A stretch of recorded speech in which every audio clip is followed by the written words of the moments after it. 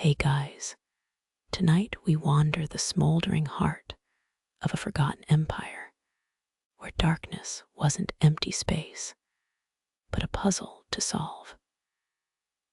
You're shuffling through Constantinople's back streets in 523 CE cobblestones slick with last night's rain. Above you, oil lamps sway on rusted chains, their flames fighting the wind like fistfuls of trapped lightning. This glow wasn't charity. It was a military operation disguised as public service.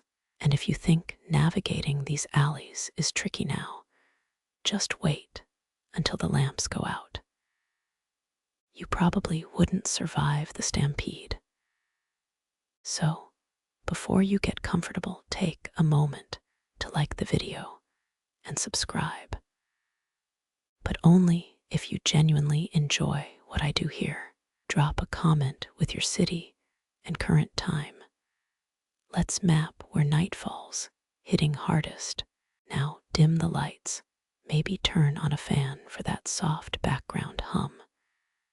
And let's ease into tonight's journey together. Your sandals slap against marble steps, worn concave by a million feet. That smell, charred olive oil and damp linen, clings to every corner.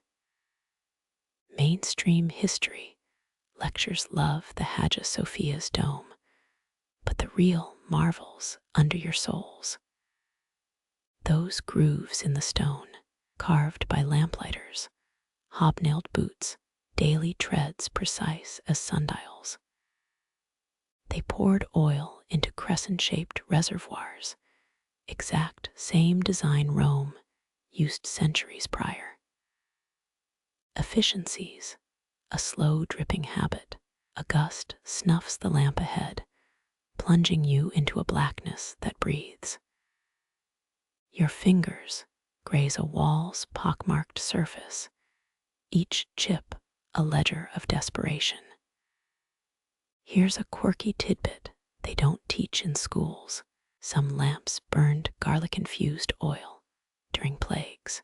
Citizens swore it purified the air. Never mind the choking smoke. Tonight's aromas, mercifully garlic-free, just sweat and the tang of fear. You round a corner and freeze. 3 lamps stand unlit, their bronze casings colder than a tax collector's grin. Historians still argue whether double-shift routes were pragmatism or paranoia. Maybe emperors feared dark corners breeding rebels, or maybe midnight oil refills just made winters survivable. Either way, you're glad those Lamplighters doubled back. Your throat tightens as shadows pool like spilled ink. A sloshing sound echoes. A leather sack of oil brushes your shoulder. You sidestep the hurrying figure, catching a glimpse of calloused hands and a woolen mask. Guild rules forbade Lamplighters from speaking on duty. Silence prevented tipping off oil thieves. Their language was flame. A flick meant safe. A double tap warned of patrols. You trail one now, his route a zigzag through districts even rats avoid. He stops at a crossroads, pulls a clay token from his belt. The moon peeks through clouds, revealing etchings of crossed torches, payment seals issued to households that paid the unlit tax. Skip your dues and watch your block stay dark till dawn. You're tempted to pocket one until you spot the dagger at his hip. Guild enforcers cherished their work a little too much. The lamplighter crouches, taps a reservoir, and frowns. Cold oil moves like honey. It'll clog the wick by midnight. He mutters a curse, the first human sound you've heard in hours, and adds a thimble of pine resin. A cheat's trick thins the fuel, but risks soot stains on marble. You make a mental note. Byzantine graffiti wasn't all vulgar, some were just pissed-off cleaners. Distant bells toll, a dissonant clang that splits the night. Second shifts starting, which means first shifters are already 5 streets behind. That overlaps a gift for pickpockets and a nightmare for you. A hand clamps your wrist, yanking you into an alcove as boots march past. The Lamplighters' eyes glint through his mask, a sharp glance that says stop breathing. 3 imperial guards lumber by spearpoints, catching stray flecks of light. Their breastplates bear the CE Constantine's emblem, but their faces scream insomnia. One pauses to relight his torch, using a lamp's flame, theft masquerading as piety. The Lamplighters' grip tightens. You feel his pulse hammering through the grime. When the coast clears, he shoves you toward a stairwell. No words, just a jerk of his chin toward a hatch in the wall. Inside, a scroll case stuffed with route maps. Dashed lines for day shifts, solid for night. But the ink's odd, flecked with gold. Historians still argue whether the shimmer was aesthetic or functional, maybe both. Wealth and wisdom often share a bed here. You're tracing a route labeled Harbor West when a shout fractures the silence.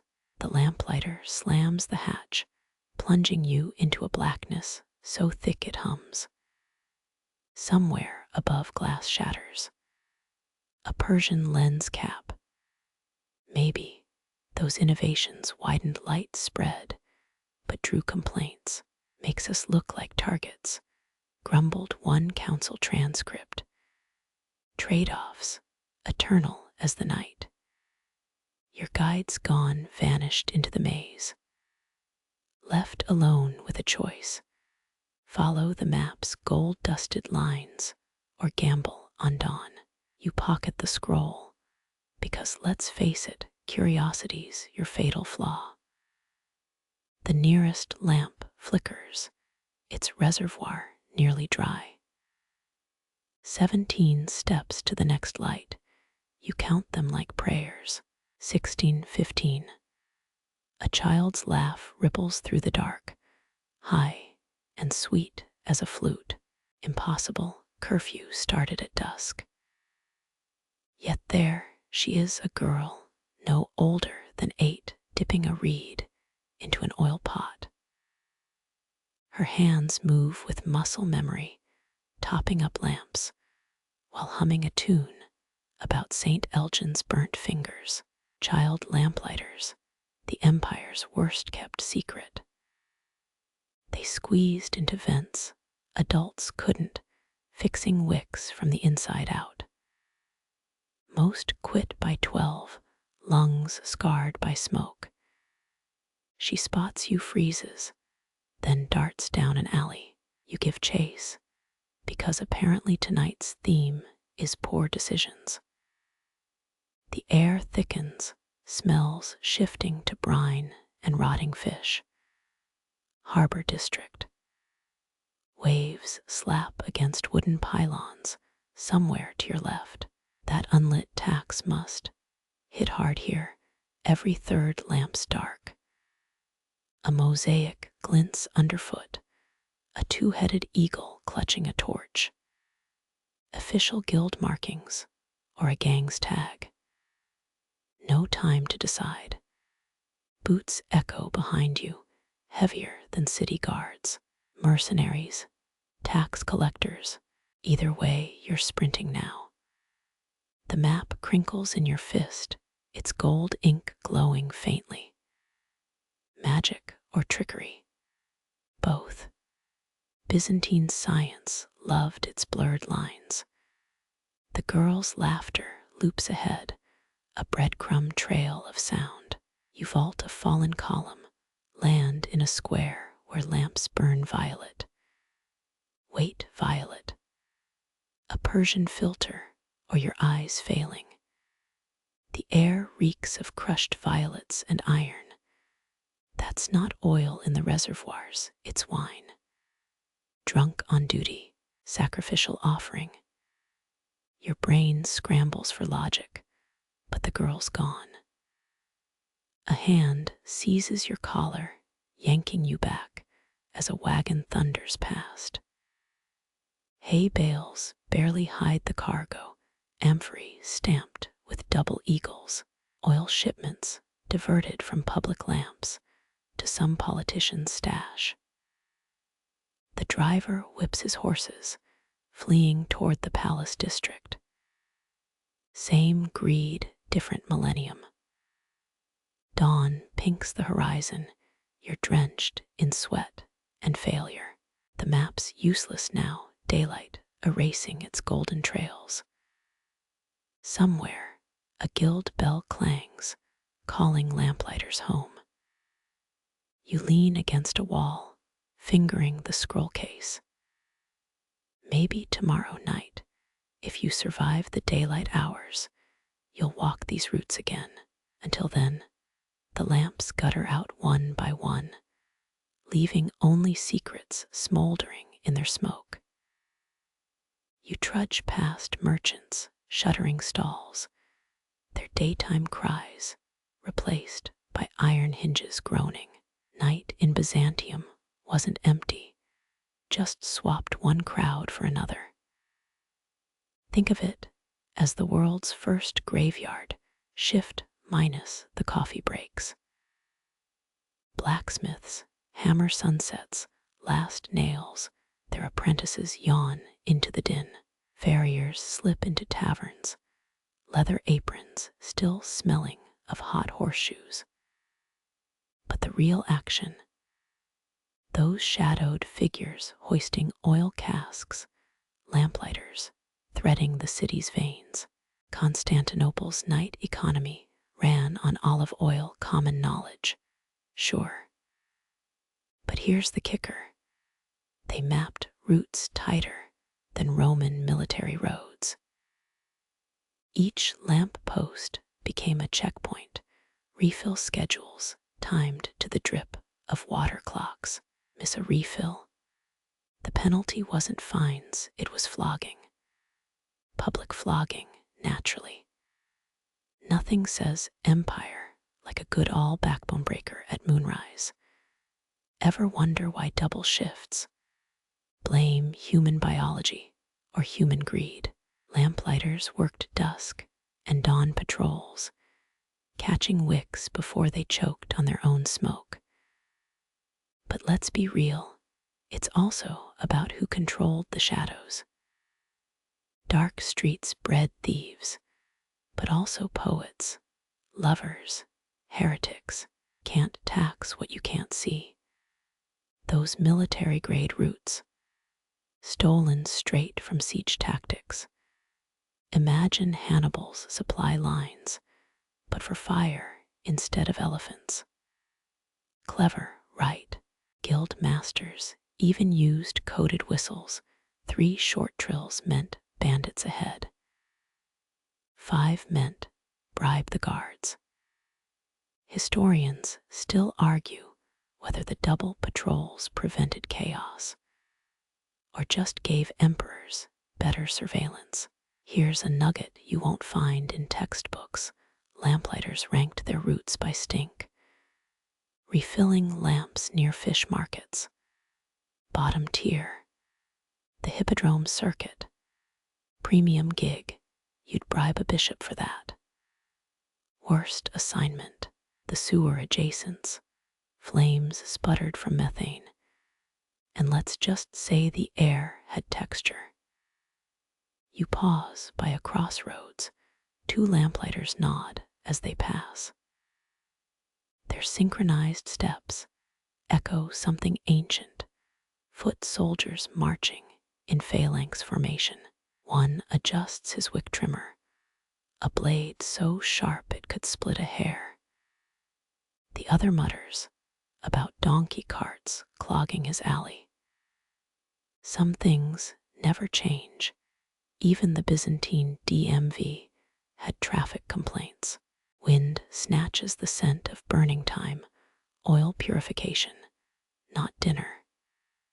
Smart, given the plague years. Watch how they pour, steady hands tilting copper flasks. Too fast, and you're downing oil soup if the guild master doesn't catch you first. Shift changes happen at the cistern of Philoxenos, only place with enough echoes to mask whispers. New recruits get hazed with pepper-laced oil, makes the lamps sneeze sparks. Veterans laugh until they're the ones SCRving peppered duty.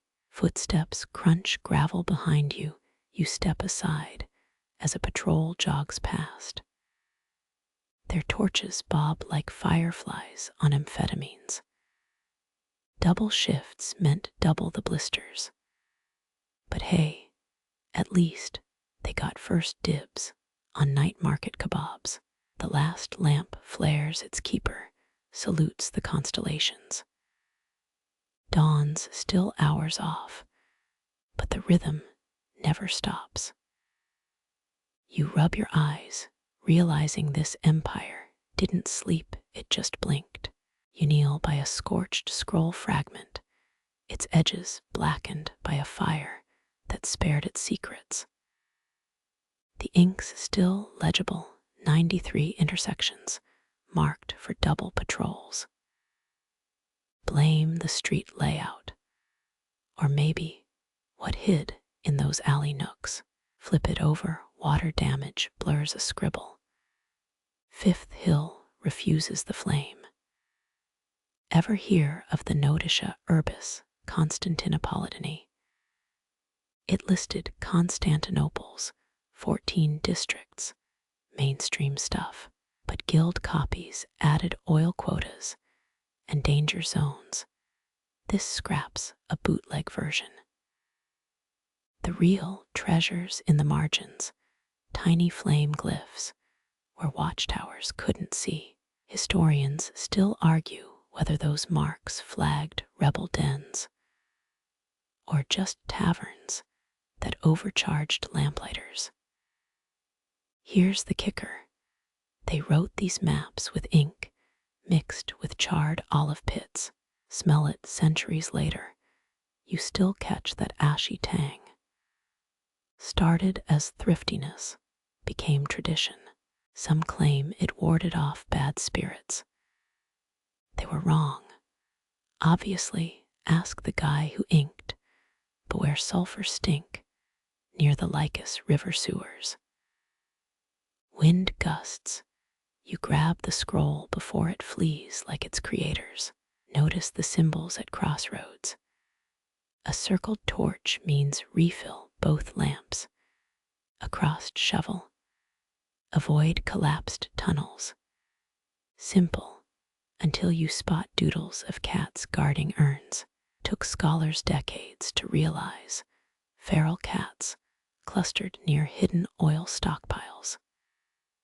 10th century pest control, baby. One line's seared into memory. Triton fountain root, 17 steps between lamps, not 16. Precision mattered when carrying 4 gallons of fuel. Miss a step, spill oil, and poof, there goes your monthly bread money. Lean closer, see the faint red undertext, lemon juice, and ox gall, a crude anti-forgery trick. Guild masters would hold maps over candles. Hidden warnings appeared as brown smudges. One decoy scroll bears a recipe for roasted dormouse, Byzantine humor at its driest. You trace the route along the Mises Butcher Row, 12 lamps marked urgent. Tax records confirm this stretch had triple the oil thefts. Coincidence? Unlikely. The real mystery: why they never fixed the leaky reservoir at the Oxen Forum. Some say sabotage, others claim the lazy charm of municipal jobs. A rat scuttles over the parchment. You swat it away, your finger landing on the harbor of Eleutherios.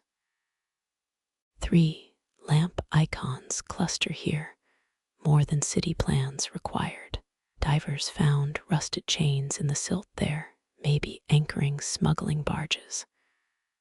Or just really committed fishermen. Overhead, a gull cries. The docks aren't far. Salt air warps the scroll's lower half, but 2 words survive: false light. Betting men linked it to the lamp law of 920. Merchants paid fines for imitation flames. Think flickering signboards that confused drunks and emperors alike. Raindrops threaten, you roll the scroll tight. Think of the hands that held it, calloused, smelling of burnt wicks and fear. Their maps built a second city atop the first, a lattice of light and secrecy. You pocket the fragment and step into an alley where 2 modern bulbs hum. Their light feels crude by comparison, harsh, impatient, blind. Pigeons erupt from a niche your flashlight catches, a chipped mural underneath. Faded gold leaf shows a lamplighter with twin flasks. His eyes follow you down the street, legacy in a glance. You exhale, breath fogging the glass of a shrine lamp. Its flame wavers, then burns steady. Some plans just work. You wipe shrine soot from your palm, grease from 1,000 wicks never really washes off. Ahead stretches a street trapped between glass towers and crumbling brick. Their shadows clash, a time-lapse fight filmed in real estate. Here's a fun puzzle. Why assign 2 workers to lamps that burned solo for decades? Blame entropy's twin troublemakers, summer's rage and winter's spite. June nights saw oil thin as tavern wine, flames slurped it down by midnight. January's chill turned fuel to sludge, wicks drowned in amber goo. Ever wonder how olive oil acts in cold? Textbook chemistry, it congeals. Lamplighters called it the dragon's phlegm. Scrape enough frozen reserves, and you'd pray for a Mediterranean heatwave. They built watch posts at 50-pace intervals, standard urban planning. Didn't help when your flask crackled empty mid-route. A dark stretch meant more than fines. It meant whispers of rebellion. Remember the bread riots of 523. Started with unlit alleys and a trampled baker. Fire's absence kindled worse things. Hear that gurgle underfoot.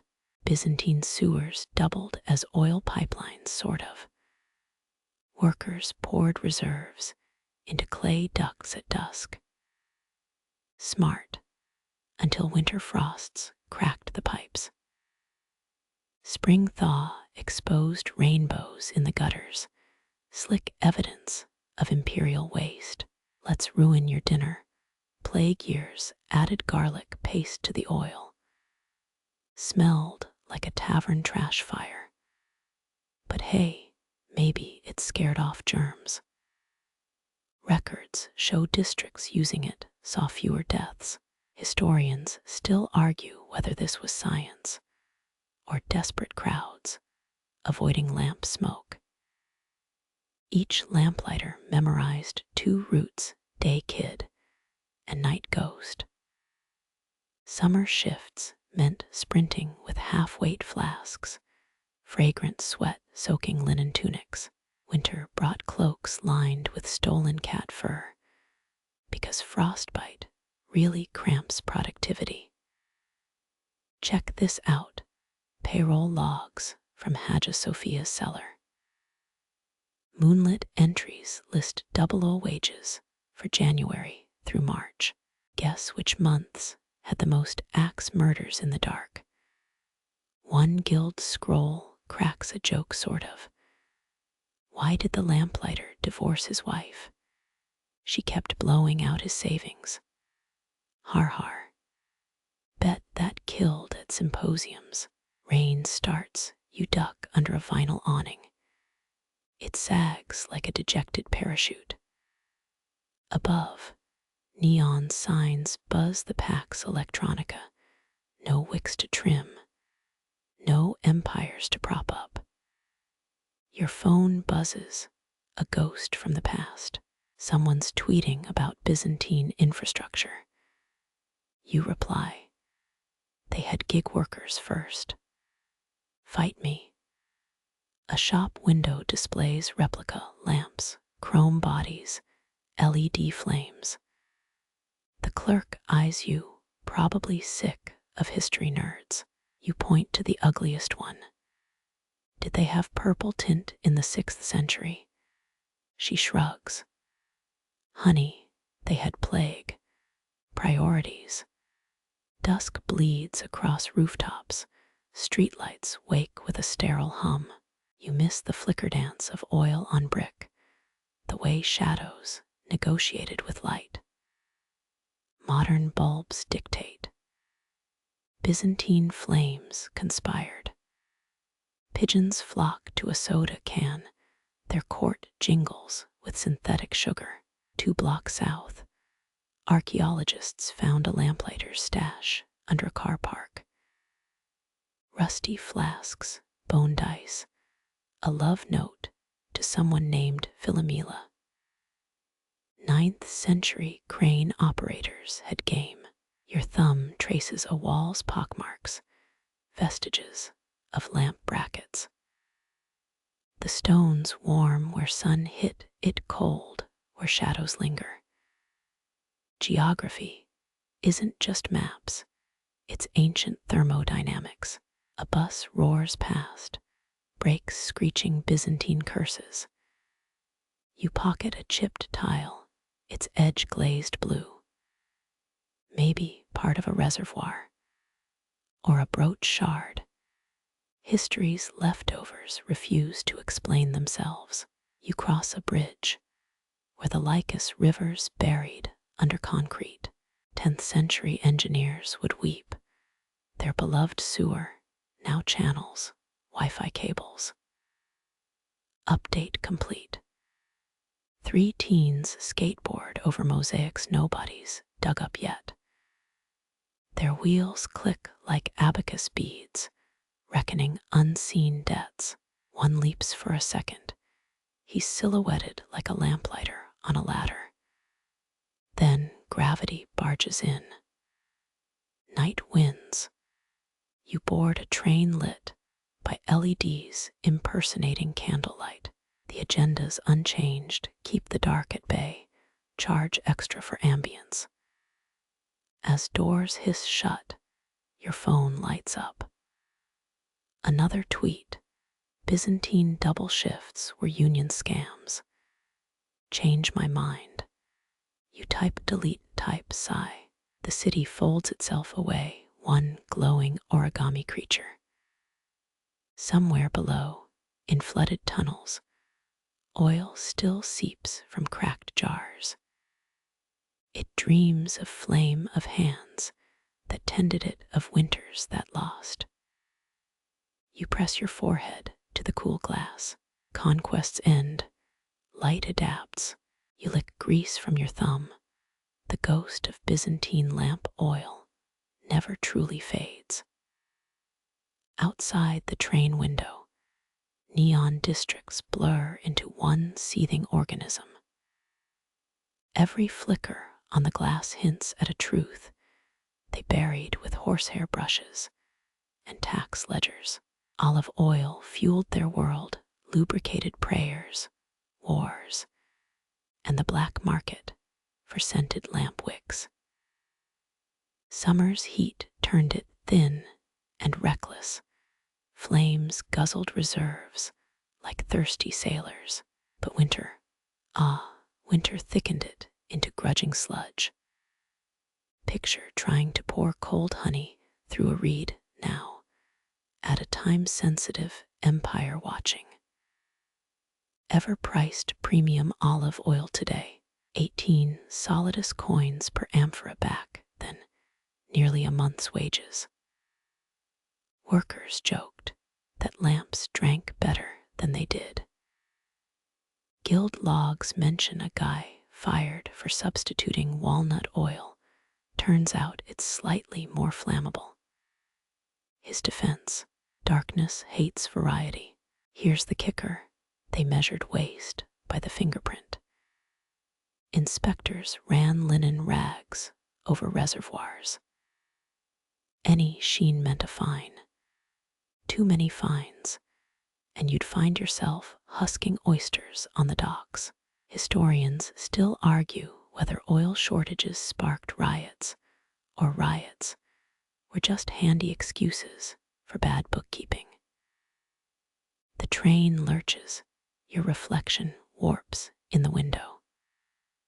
For a split second, it wears a Lamplighters soot-smudged scowl.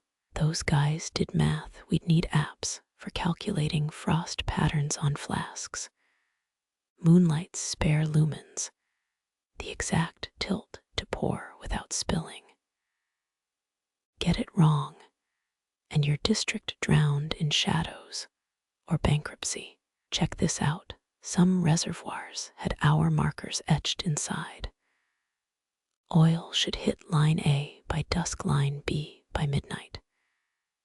Miss a checkpoint, and guards assumed you were dead, or drunk, or selling reserves to the perfume makers. Rain streaks the glass like liquid obsidian. Know what's worse than winter oil? Ice storms. Workers lugged braziers to warm pipelines. Dragons' phlegm needed coaxing. One account describes a guy using his own breath on a frozen spigot. His epitaph read, "Here lies Andreas. He mistook duty for oxygen." A baby wails somewhere in the train car. Its cries sync with the brake squeals. 8th century parents used lamp oil as teething relief. Rub a drop on the gums, instant sedation, effective until Junior started chewing on wicks. You pass a 24-hour bakery. Its windows ooze synthetic yellow light. Byzantine bakers paid double for lamplighter service. Dark kitchens meant burnt loaves, and burnt loaves meant questioning the emperor's divine mandate. Coincidentally, the term half-baked comes from a tax evasion scheme involving unlit ovens. Your shoes stick to the floor. Modern-day olive oil spill or soda syrup. Either way, it'd give a Byzantine accountant hives. Ever notice how history's worst crises orbit everyday crap? Grain, salt, lamp fuel, the triad of societal glue.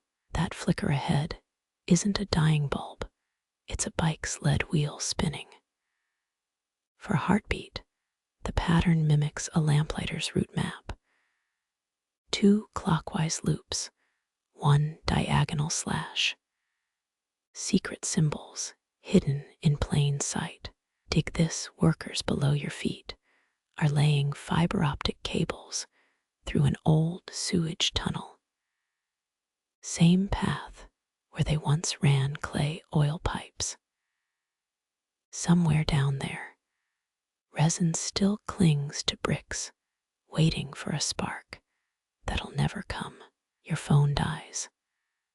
The charging ports clogged with pocket lint, a tragedy Emperor Justinian never faced. Though he did lose a throne room debate over cork versus wax seals. Priorities, right. Fatigue hits like a leaded wineskin. You lean against the window. The cool glass feels like a flask fresh from winter storage. Maybe that's how they stayed awake, leaning into the cold until it burned. 2 stops later, the train exhales you onto a platform. Above, a drone zips by. Its blinking lights echo the old harbor beacons. 9th century ships followed lamp clusters to shore. Miss the pattern, and you'd breakfast on limestone cliffs. Your apartment lobby smells of lemon cleaner and existential dread. 93 steps up, same as a Lamplighters nightly circuit. Their calves were legendary. Mosaics show laborers with legs like coiled rope. Jim Bros would weep. Key jams the lock 3rd time this week. Byzantines had oil for that.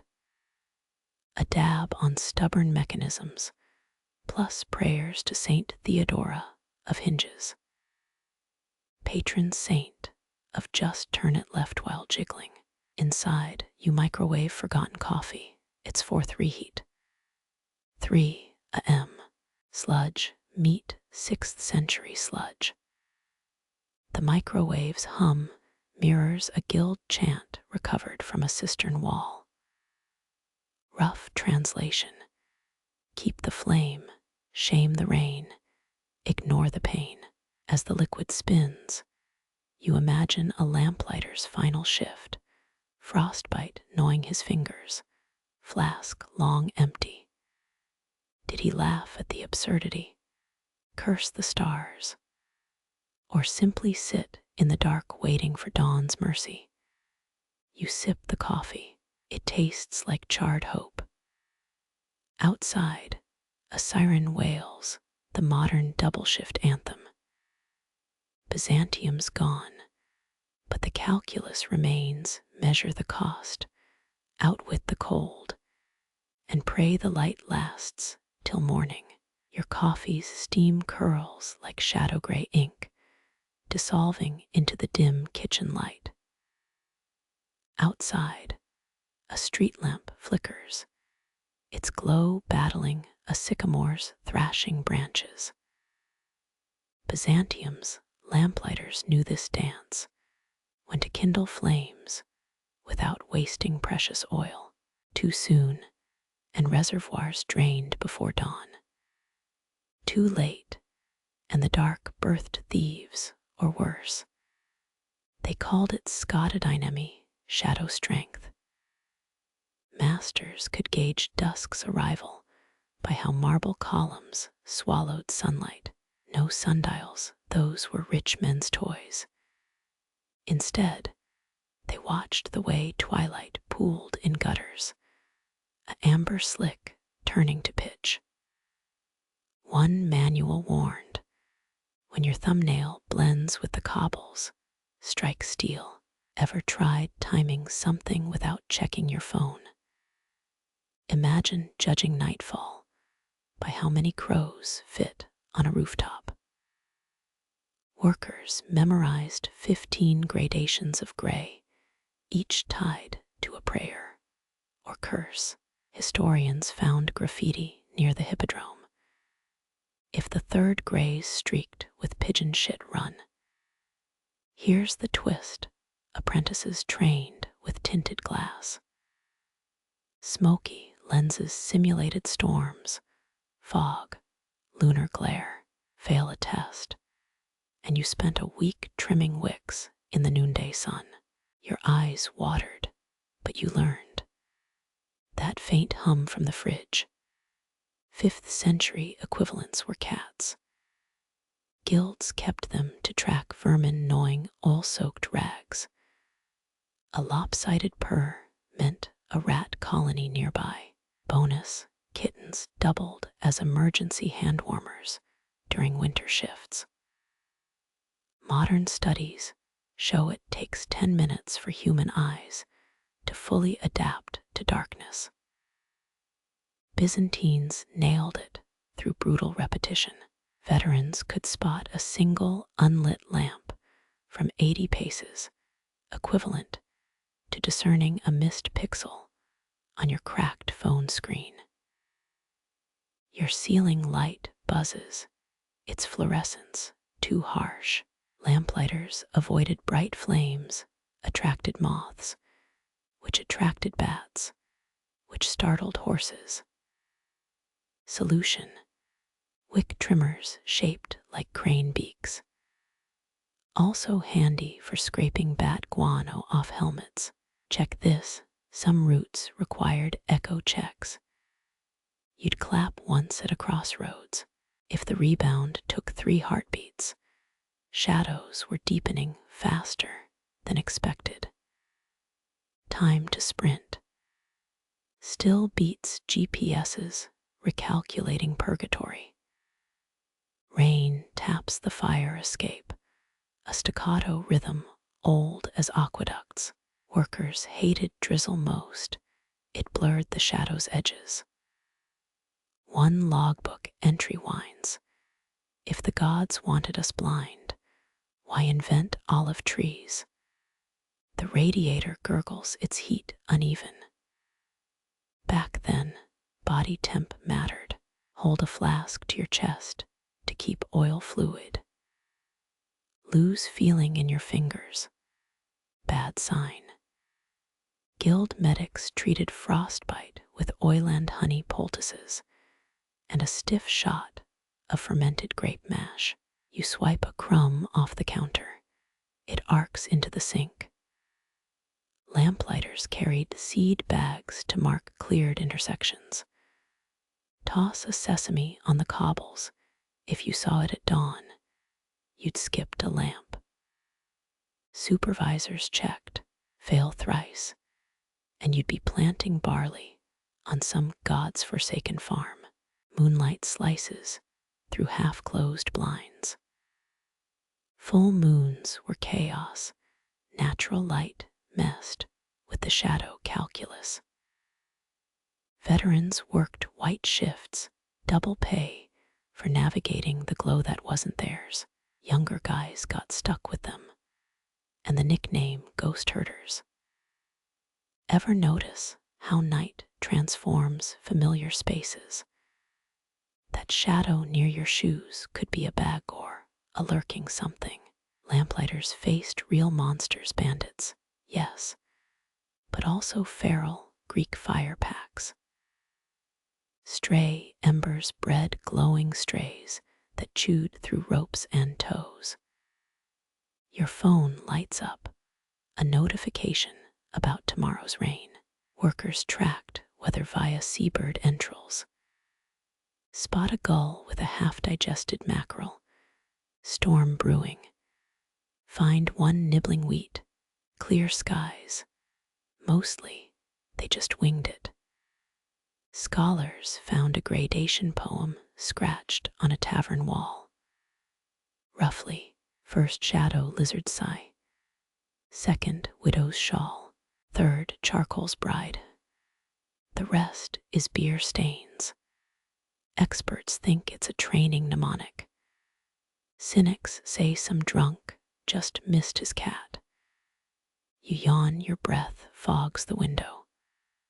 Lamplighters guild rules for bad mouth covering.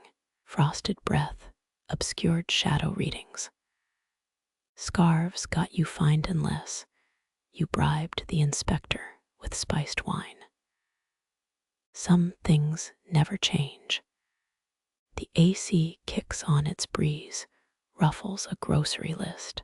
Byzantines wrote route maps on cured sheepskin.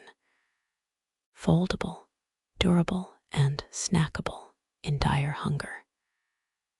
Chroniclers mention a guy who ate his map during a siege. Later, He led rebels through sewers purely from memory. Blink, the street lamp outside dies. 5 seconds pass before the backup flickers on. Byzantium's twin flame system had similar redundancies, except their failsafe was a kid with a tinderbox hiding in an alcove.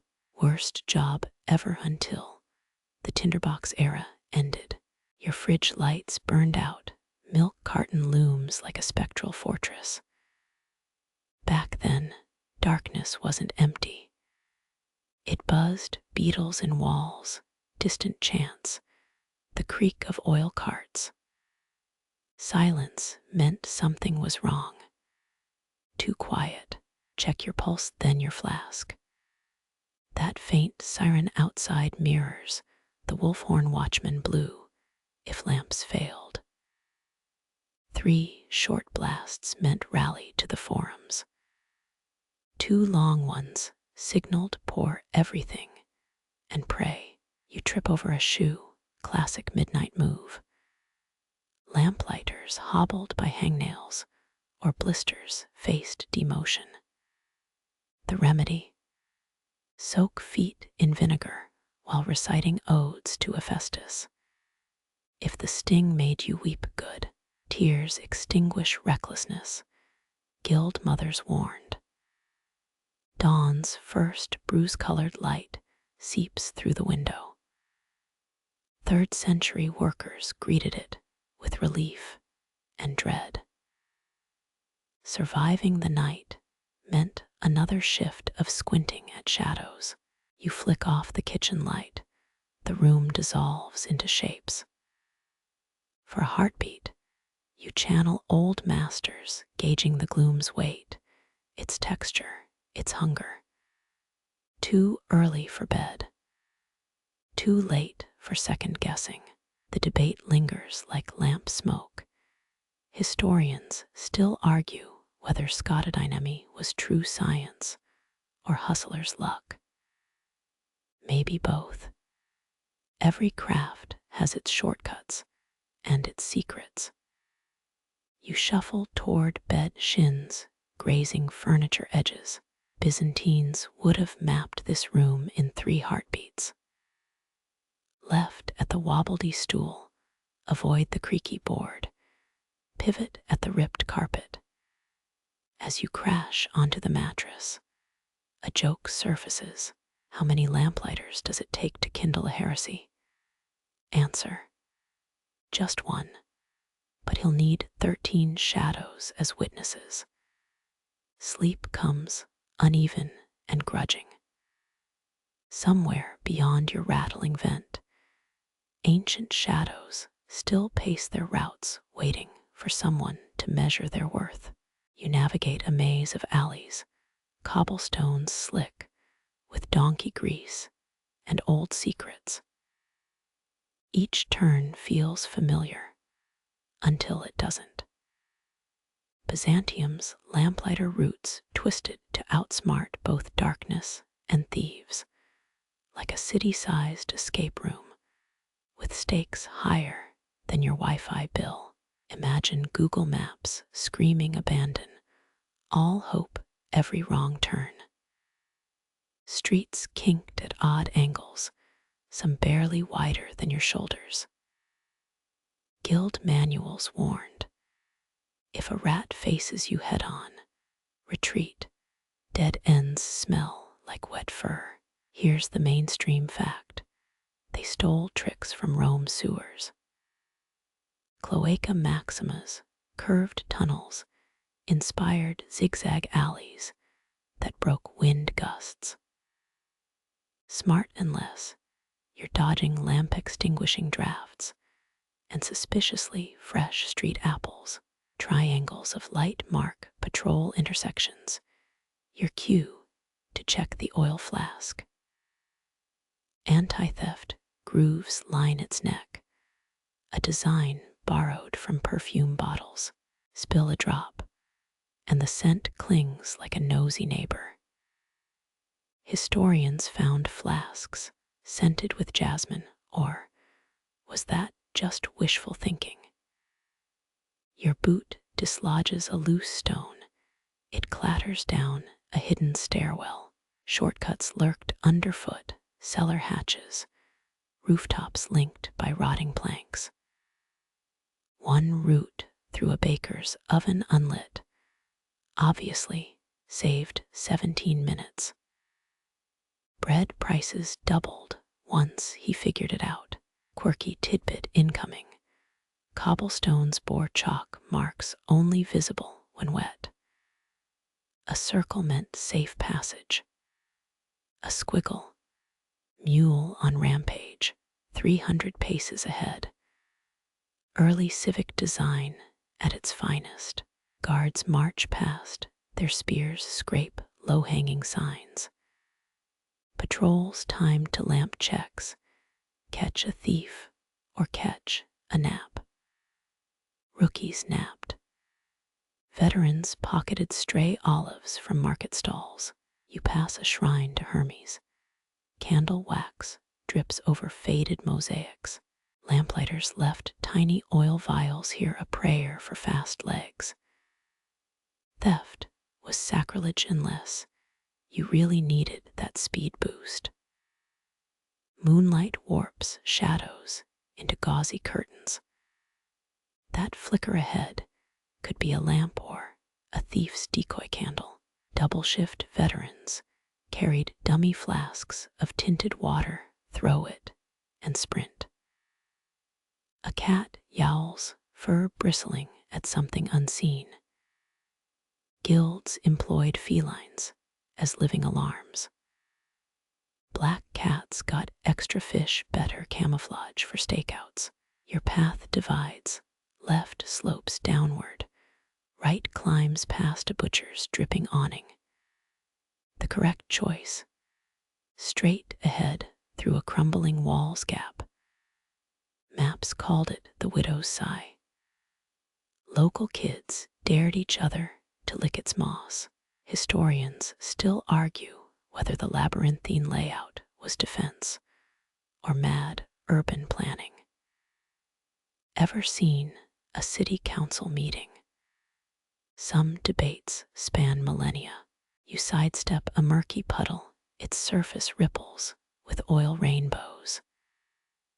Refilled lamps leaked residue, or maybe imperial eavesdroppers melted wax recordings there. Paranoid, maybe, but your taxes funded weirder. A breeze carries jasmine and roasted chestnuts. The night market's ghost still lingers. Merchants paid premium, rents near double routes. Safe light meant safe wallets, mostly. Glance up, constellations blotted by smoke from a bronze brazier. Workers signaled with coded sparks. 3 quick flares, all clear. 2 slow ones. Bring backup and bandages. Your sandal snags on a raised stone engraved with faded numerals. 10th century graffiti. Nope, it's a drainage marker. Heavy rains turned alleys into rivers. Many a lamplighter swam home clutching empty flasks. The distant toll of a bell. 3 a.m. shuffle for harbor workers. Your break ends unless you fake a scorpion sting. Oldest trick in the manual. You circle back to a familiar bakery, its chimney warm against your palm. Loop patterns prevented ambushes, but tested sanity. Ever walked 30 minutes to reach the shop across the street? Byzantines invented that struggle. Dawn's first glow stains the sky, a problem for wraith shifts, overlapping with day crews. This gap invited cut purses and overly ambitious roosters. A child's laughter echoes, orphan apprentices darting home, or just the wind whistling through a cracked urn. Best not to wonder. some alley's memory hole, whatever enters. You reach the guild hall. Its door creaks like a displeased mother. Inside, Route 21's map unfurls, a scribbled nightmare of red ink and charcoal curses. Tomorrow's problem. For now, sleep drags you under, dreaming of left turns that always lead right. The guild hall door groans shut behind you, its hinges echoing that legendary night in 465. Warmth envelops your bones, incense masking the sharp tang of lamp oil and poor decisions. A cracked mosaic glints underfoot, Justinian's face missing an eye where apprentices drop their flasks. Every new recruit hears the story, the first shift crisis that nearly roasted the city. Picture this: a rookie lamplighter skips Hephaestus Lane for a tavern's warmth. One snuffed street, then six. Then, a quarter of the city biting darkness like spoiled fruit. Mainstream fact incoming: the Great Fire of 465 started because of that oversight. 16 blocks burned before dawn. Crowds blamed everything from Huns to bad omelets. Emperors learned fast: riot control meant controlling the flames first. You trace a charred column, its fissures still smell of ancient smoke. Watch captains used to nail offenders here until the wood splintered from overuse. Guild rules got stricter than a eunuch's wine budget after that. Moonlight slants through a high window, illuminating a scroll case labeled "Never Again." We hope. Inside, route maps from hell itself, triple-checked shifts, overlapping patrols, penalties for even thinking about shortcuts. Quirky tidbit alert: they hired fire beetle breeders to monitor districts. Bugs glowed when oil fumes thickened, a genius idea until merchants started betting on beetle races.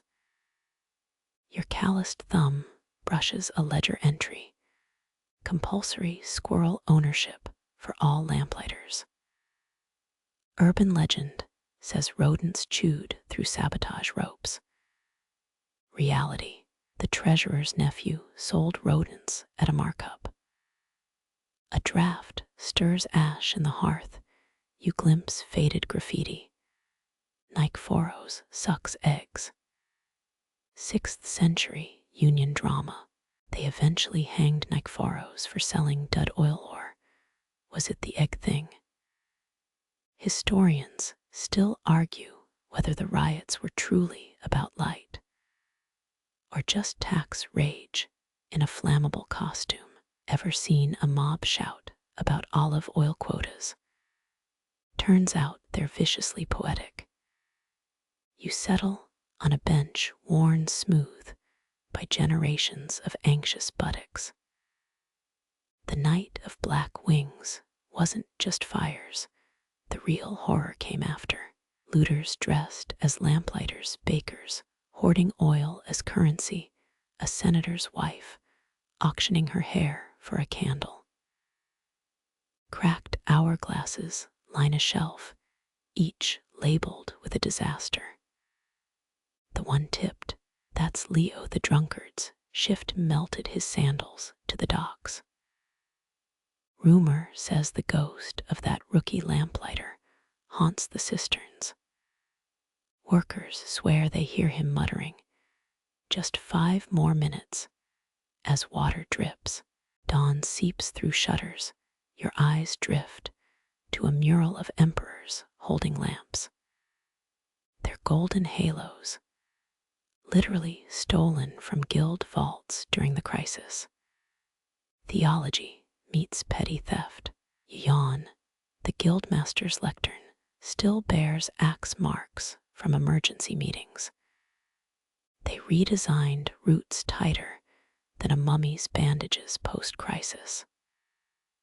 One path looped through a brothel cellar for security. Revenue increased. A moth lands on your wrist.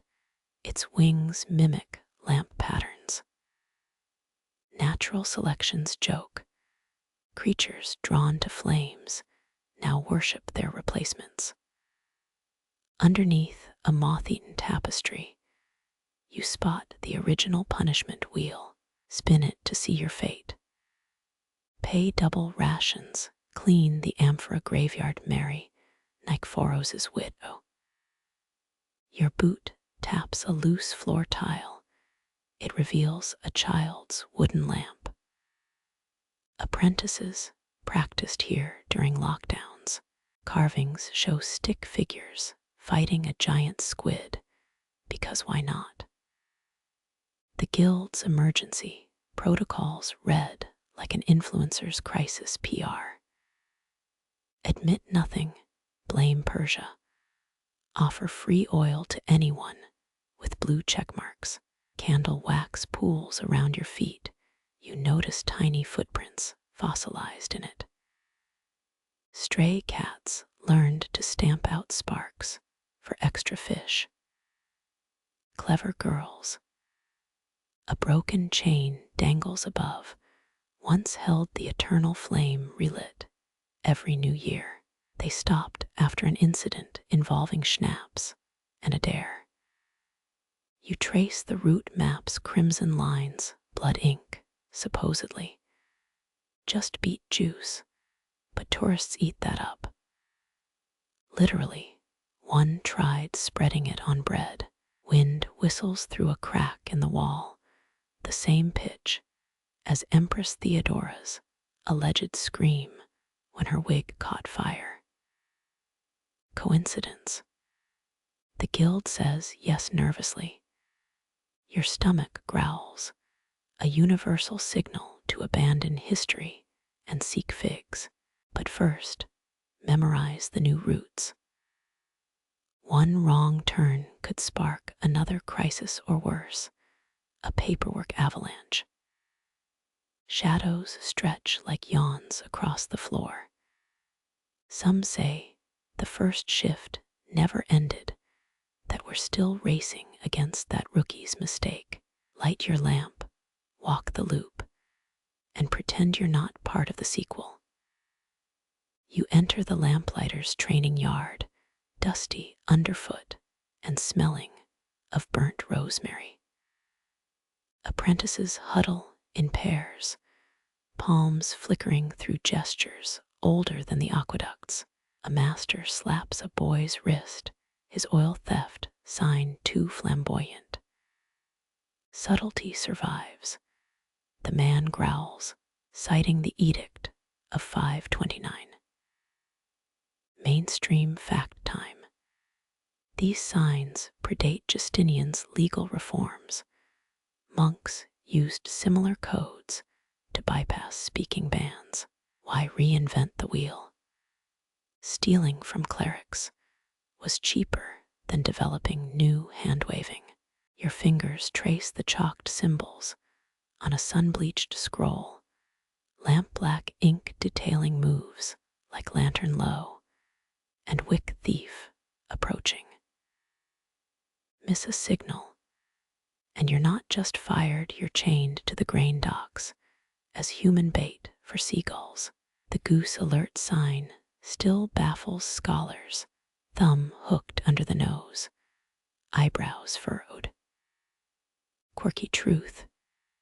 Mies district's flocks attacked Lamplighters on sight. One recruit lost his eyebrows to a gander, never skipped honk, and duck drills again. A veteran demonstrates the double shift code, right pinky curled while lighting a lamp. To outsiders, it looks like arthritis. To initiates, a warning that inspectors lurk nearby. You practice the motion, sans actual flame, until your knuckles cramp. Historians still argue whether the flame-blessing gesture mirrored a cross or just scratched an itch. Frescoes show guild saints with palms raised, pious art, or encryption manual. Depends who funds the dig. The guild's silent lexicon even covered gossip. A twirl of the wrist meant the treasurer's nephew is peddling squirrels again. A tapped earlobe signaled, pretend you don't smell the wine on the guildmaster. Laugh, and you'd scrub oil vats until your tears fueled the lamps.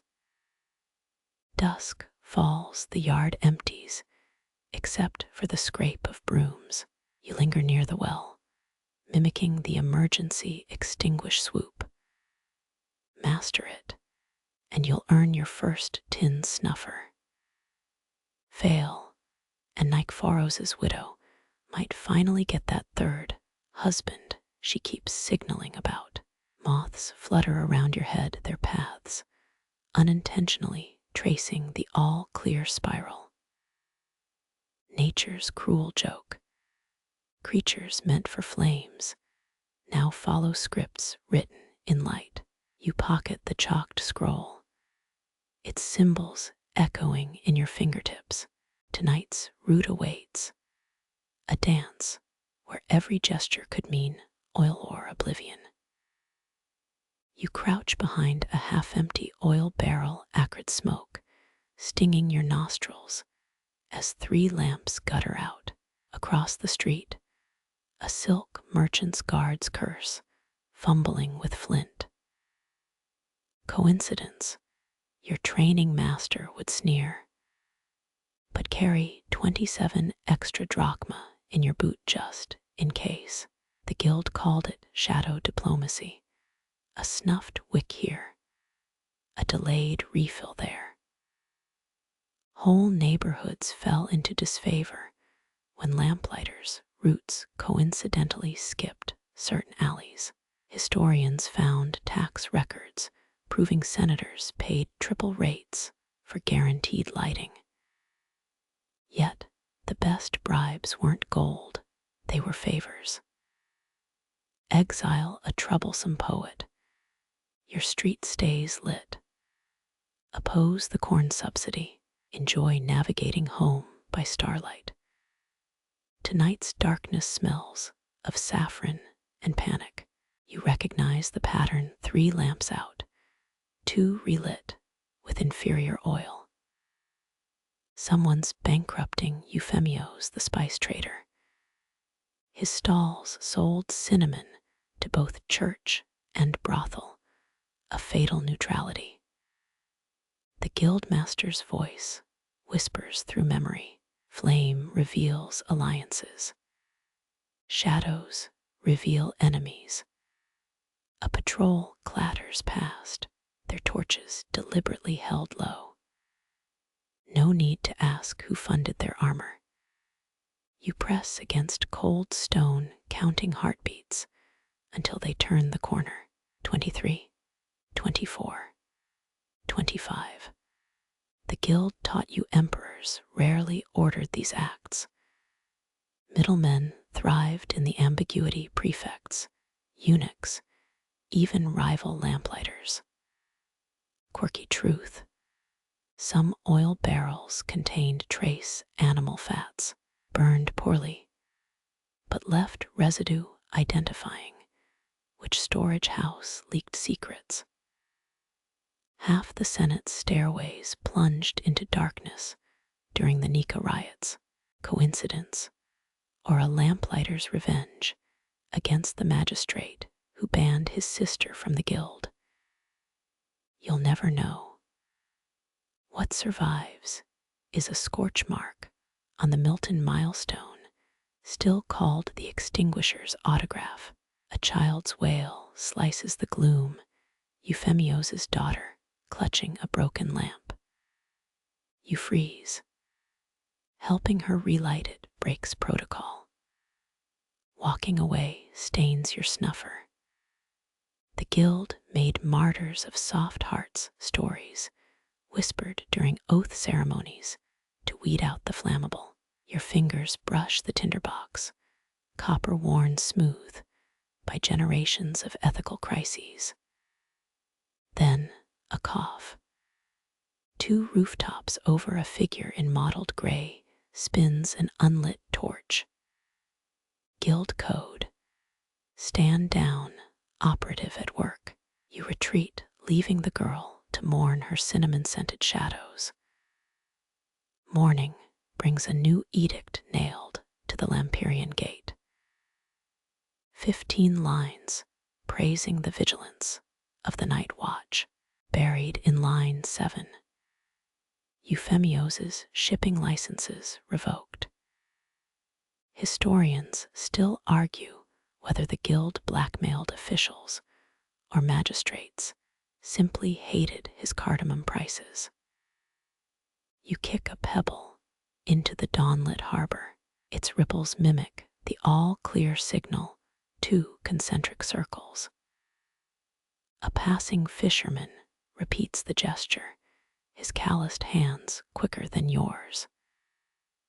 Maybe he's ex-guild. Maybe everyone here dances to rhythms of snuffed flames. The tang of cheap wine wafts from a nearby tavern. Inside, lamp trimmers gossip about that spice fool's bad luck. You order watered-down Mulsum, the barkeep's left eyelid twitching. Old code. Payment in lead coins means trouble. You drop silver instead. His shoulders relax, yours don't. By noon, the incident will fade, another footnote in the ledgers. But tonight's route snakes past Euphemios's shuttered stalls. You'll walk those shadows extra slow, counting each doused lamp. Not for defiance, not for guilt, simply to map where the dark begins and who fans its flames. The first coin hits your boot at dusk, a bronze phallus rolling across cobblestones. You recognize the mint stamp, Theodosius II's scowling profile, worn smooth by desperate thumbs. For the light, mutters a wool dyer's widow, her doorway already sinking into gloom. Her payments 11 days late. Guild rules demand immediate darkness, but her son's cough carries the wet rasp of plague survivors. You pocket the coin, knowing the ledger keeper will notice its absence. Double roots exist for this. Your partner will cover the snuffing while you patrol elsewhere. History claims citizens gladly paid for safe streets. Yet, Procopius's secret memoirs describe soldiers dragging debtors through unlit alleys, their screams marketing tools. The next payment comes in eggs, warm and speckled brown. A baker whose oven relies on your goodwill. His eldest daughter traces the guild's lynx symbol in flour on the counter. Smart girl. You take 3 eggs, the 4th left as gratitude. Quirky truth.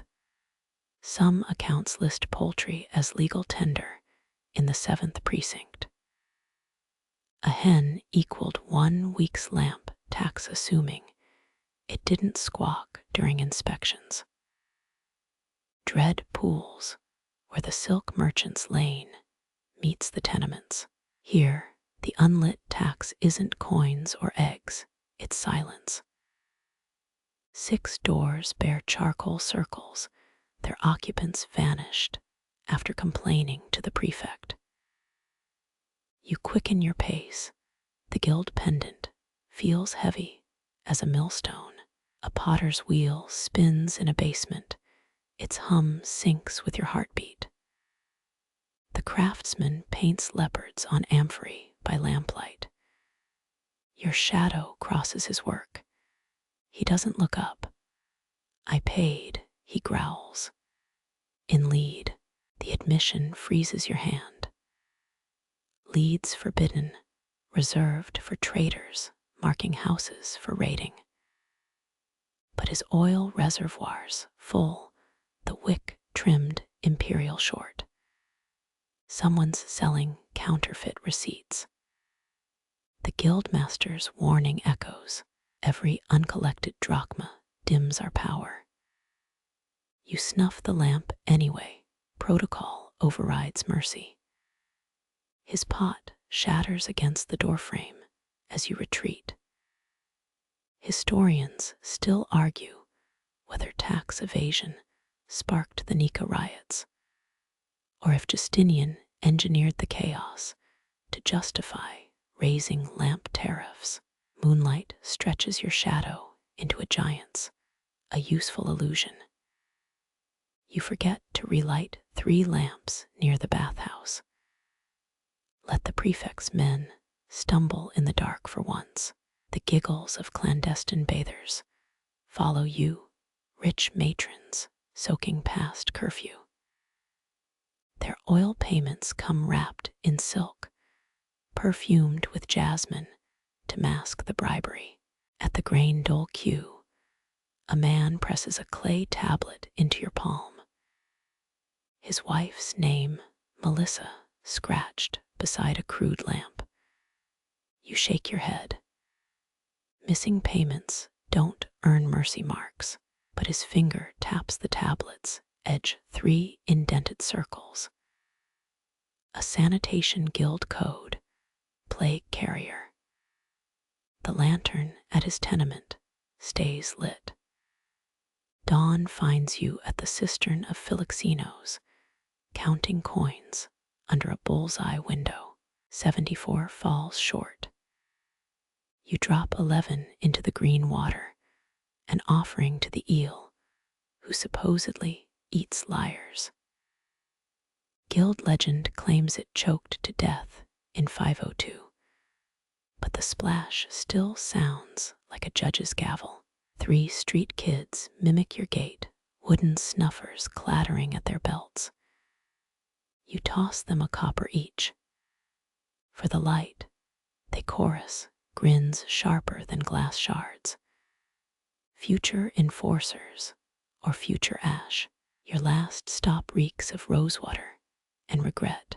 The perfumer's ledger shows flawless payments, but his lamp burns corpse gold wick ends. A trick learned from Egyptian traders, stretching oil with crushed bone. You let it slide. His brother supplies your guild's tinderboxes. Back at the garrison, the ledger keeper's abacus clicks like beetle wings. He pauses at your empty pouch. The widow Pelagia's payment, overturned by a mule cart. You invent a manure smell, stomping your boot for effect, spilled into the Lycus River. He smirks, ink-stained fingers hovering over the penalty column. 20 lashes, or 20 years OF Chinese letter patrols. The abacus resets. May the river invest your charity wisely. As moonlight emboldens the first thieves, you ignite the beacon atop the million. Its light reaches the harbor, where ships from 11 nations anchor in the tax-free dark. Your guild calls this diplomatic courtesy. The dockworkers have another term, emperor's blindness. A drunk trails you, offering to pay in seashells. You humor him until he mentions Euphemios' name. The spice merchant's fate has become street slang now. Getting cinnamon means owing more than your life's worth. You extinguish the drunk's lamp with a mercy he'll never perceive, sparing him the interest penalty. His curses fade as you climb the aqueduct stairs. Below, Byzantium stretches like a jeweler's board, half the lamps gleaming, half devoured by night. The guild calls this balance. You call it a dance on rotten rope. 2 more hours till shift change. 2 more chances to misread a ledger. Somewhere, a fisherman's daughter is learning to count coins by lamplight, her future written in the shadows between payment and penalty. You drop a silver milliaresian into a beggar's bowl. Let the ledger keeper call it weakness. You know the truth. Crumbs keep the rats fed, and the rats keep the balance. You trace the reservoir's etched lines, each groove marking an hour's worth of oil. The 9th band looms dry 2 fingers below where midnight should swim. Either Nikephoros overslept again, or his body's feeding crows near the Golden Gate. Those reservoirs doubled as clocks. Byzantine bureaucracies answer to sundials. Clepsydras dripped in palaces, but flame-measured streets miss a refill. Inquisitors arrive by dawn. Too much oil left. That's worse. A confession of idleness. The trick's in the tilt. You rotate the clay urn, rose-scented fuel sloshing against 11th hour. 8th precinct lamplighters swore drinking olive oil steadied their timing. One tried it, gagged for days. His lamp snuffed him in the ledger. A hiss cuts the dark. 3 roofs over Cheriton's lamp coughs smoke. Reservoir cracked again. You count heartbeats as he fumbles repairs. 10, 20, 39. His hands shake worse since the Scorpion quarter burned. We all have ghosts. His just smell like scorched silk. Midnight inspections bring the chalk markers. Magistrates scratch symbols on reservoirs, codes only they comprehend. Miss a symbol. 5 lashes per unreadable hour.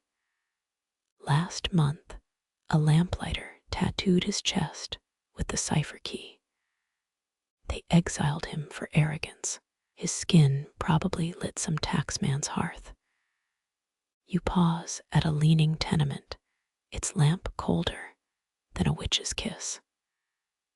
Reservoir shows 2 days' neglect. Historians still argue whether timekeeping aimed to control workers or comfort the sleepless. Flip a coin betrayals on both sides. The ledger demands a verdict. Extinguish the lamp. Its family paid through methods better left unvoiced. Relight it. Wasted oil stains your record. Compromise. Trim the wick to a struggling ember. Let dawn decide their fate. Cistern alley reeks of licorice root. Someone's tampering with fuel again. You follow the scent to an open sewer grate. A child's hand emerges, clutching a stolen oil jar.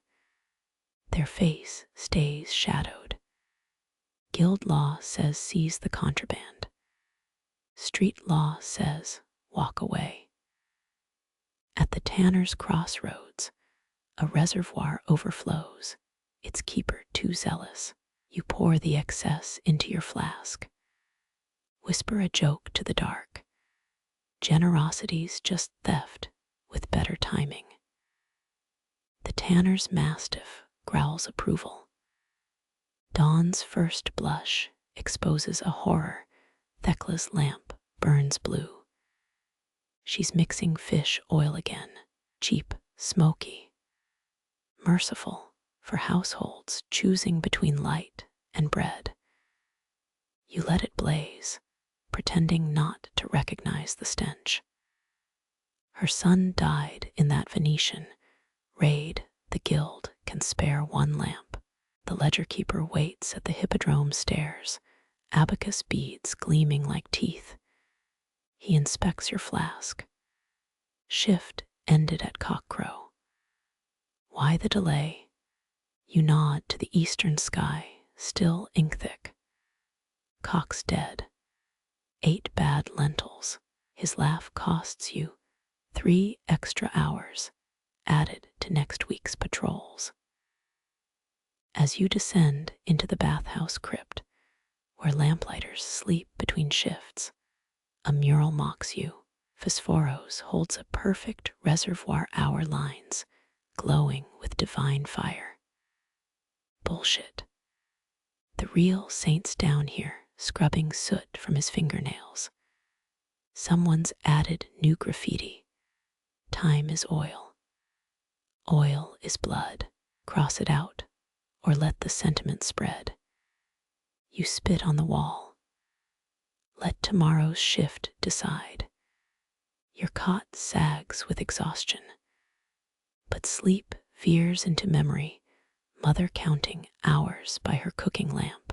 When the oil touches the hare's paw, she'd say, "Father comes home." He never did. The reservoir outlived him by a decade. You jolt awake. A hand shakes your shoulder. Isates, the Cappadocian recruit, holds a dripping urn. 5th Precinct's reservoir exploded. They need extra hands. Exploded or exploded, his grin answers. Magistrates dislike discrepancies, but a little arson hides bigger sins. You grab your snuffer. Time to mint more hours. You sprint past the hippodrome's chipped obelisks, Isates panting behind with his sloshing urn. The night reeks of charred clay. 5th Precinct's lanes coil tighter here, walls near enough to kiss. Ahead, smoke plumes like a brothel's curtain. You tighten your scarf. That's no oil fire. Magistrates'll claim lightning struck. Isates wheezes. Again. 3 lamplighter's huddle over a shattered reservoir, shards glittering like betrayal. The youngest, Laucus, cradles a burnt hand. Wick boy fell asleep. Jar rolled into the brazier. You kneel in the muck. The reservoir's base shows no scorch marks, too clean. Someone tilted it purposefully. Silk scraps litter the alley rich man's garbage. Isates mutters the old guild rhyme. Flames die twice, once in oil, once in lies. History's weight settles. You remember the strike of 703, every lamplighter snuffing their torches at once. Imagine it, Constantinople blind, senators stumbling into fountains, lovers groping through silk markets, the city held hostage by shadows. Emperor Justinian II offered gold. They refused. He threatened impalement. They laughed, knowing fire outranked emperors.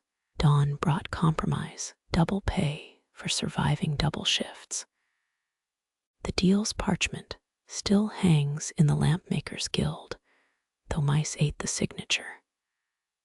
Laucus hisses as you wrap his hand. Why'd they cave? The emperor, I mean. Bureaucrats fear 3 things: starvation, insurrection, and replaced by cheaper Syrians. The laugh dies when magistrates arrive, their lanterns bobbing like hungry eyes. You nudge the silk scraps under a cart, proving sabotage risks questions like why this district owes 3 taxes. The head magistrate sniffs the air. Another accident. Greek fire rehearsal, you deadpan. Persians are early this year. He scribbles on his wax tablet, stylus digging deep. 703's folly won't save you. Extinguishments are up 19%. Historians still debate whether Justinian's double-pay decree aimed to pacify rebels or distract from his cousin's beheading. Truths buried with the strike's ringleaders, their graves paved under the Mises cobblestones. You salvage what's left, half a jar of thickened oil. Isates quizzes Laucas on the guild's first rule. Never light a lamp you can't snuff twice. Wrong. Charge double for stupid questions. The magistrates leave for now. You redistribute the oil among nearby lamps. One reservoir gets a crab shell, crude but effective, an old trick from the strike era when lamplighter's burned mussel shells to fake occupancy. Dawn licks the horizon. Your flask holds 3 sips of stolen oil, sacred as communion wine. You toast the crumbling aqueduct. Some say strike leaders met there, planning in bone-dry cisterns. Others whisper they used Minster Rocco's brothel, strategizing between silk cushions. Isates kicks a shattered urn. Would you do it? Strike, I mean. The answer's carved in your marrow, but you grunt noncommittal. Loyalty's a wick too much pressure, and it snaps. At the shift's end, magistrates dock your pay for slow response. Isates gets 5 bonus coins, informant fees, probably. Equilibrium restored. You collapse onto a bench near the Neorian harbor. Waves slap docked ships, their masthead lamps dark. 703's shadow stretches long. Tonight, 1,000 lamplighter's will whisper that year like scripture while magistrates snooze through midnight inspections. A gull shrieks. You toss it a crust. Resistance comes in flavors. Some roar like lions, others crumble like week-old bread. As you rise, a hand grabs your ankle. A beggar face veiled in rags offers a clay shard. The inscription's fresh. Strike when the reservoirs sing. You pocket it absently. 2 streets later, you realize the shard's edges form the old guild sigil. The clay shard burns through your tunic as you patrol. Every lamppost looms heavier now, hollow sentinels guarding more than flame. You pause at a listing iron pole near the Forum of Theodosius.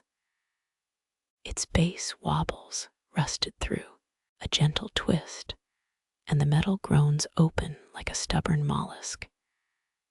Inside, a scroll case greased with mutton fat. Unrolling, it reveals symbols, sailors' star charts mixed with tavern prices. Nonsense, until you hold it sideways. The ink aligns, forming a grid of districts and dates. 3 lamps circled in soot. Tonight's moon phase, an 8-night crescent. History's irony, your roots designed for light now sketch rebellion's blueprint. Isates sidles up, munching dried figs. Found Justin's divorce decree. You snap the case shut. Menu from that Syrian brothel. There, honeyed dormouse gives rivals the runs. He snorts fig pulp spraying. Ordered that last week, still can't sit right. Byzantine spies once used hollow statues. Procopius wrote of messages stuffed into Justinian's bronze horsemen. But lamp poles, genius. Who checks the empire's flickering spine for treason? You pocket the scroll, 3 blocks east, the signal lamps. First one's reservoir rattles. Instead of oil, A pigeon's skull grins up. Someone's idea of a warning. The second lamp's wick burns blue, tinted with lapis powder. Luxury, or a marker for literate rebels. The third pole's compartment holds a wine jug. Cheap Cretan red, scented with pine resin. Turn it counterclockwise. The stopper unscrews to reveal a papyrus scrap. Prices again, this time saffron and pepper, transliterated into Coptic.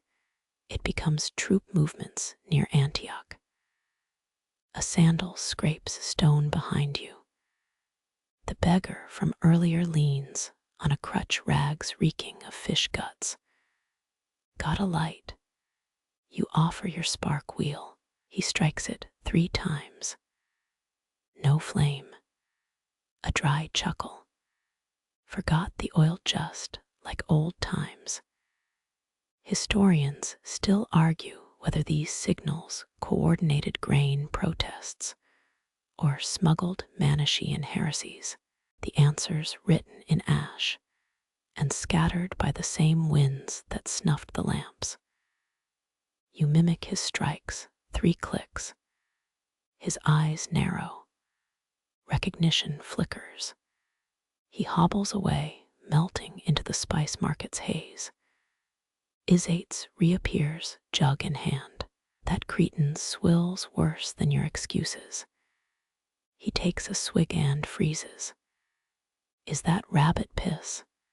Corked properly in the year you were conch. A shriek cuts you off. 2 streets over, a magistrate's aide waves a smoking torch.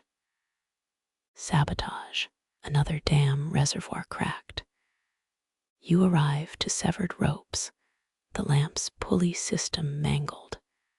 Deliberate, but the compartment beneath lies untouched. Scroll intact. Rebels protecting their post or framing yours. The aide jabs your chest, your district, your mess. Our mess you correct. You're breathing my air. He storms off, promising docked wages. Isates crouches by the ropes. Bolt cutters, professional job, or a really motivated goat. Night falls thicker now. You replay the beggar's words. Old times, code veterans from the 703 strike. They'd know the roots, the weak points, but guild elders swore that network died with Minster Rocco's fire.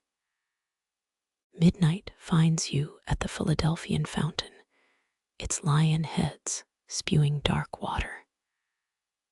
3 lamps frame the square. Extinguish them in order: right, left, center, and nothing, just shadows pooling like spilled ink. Then a whistle. 4 figures emerge from baths long abandoned. Their hands glow faintly stained with woad dye. The 5th carries a cage and a sleeping thrush. You step back, heel crunching a shard. They freeze.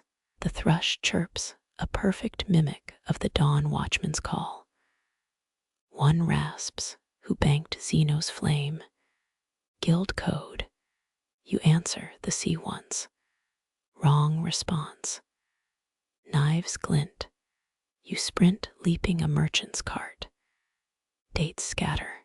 Curses follow. A knife embeds in a watermelon, exploding red pulp.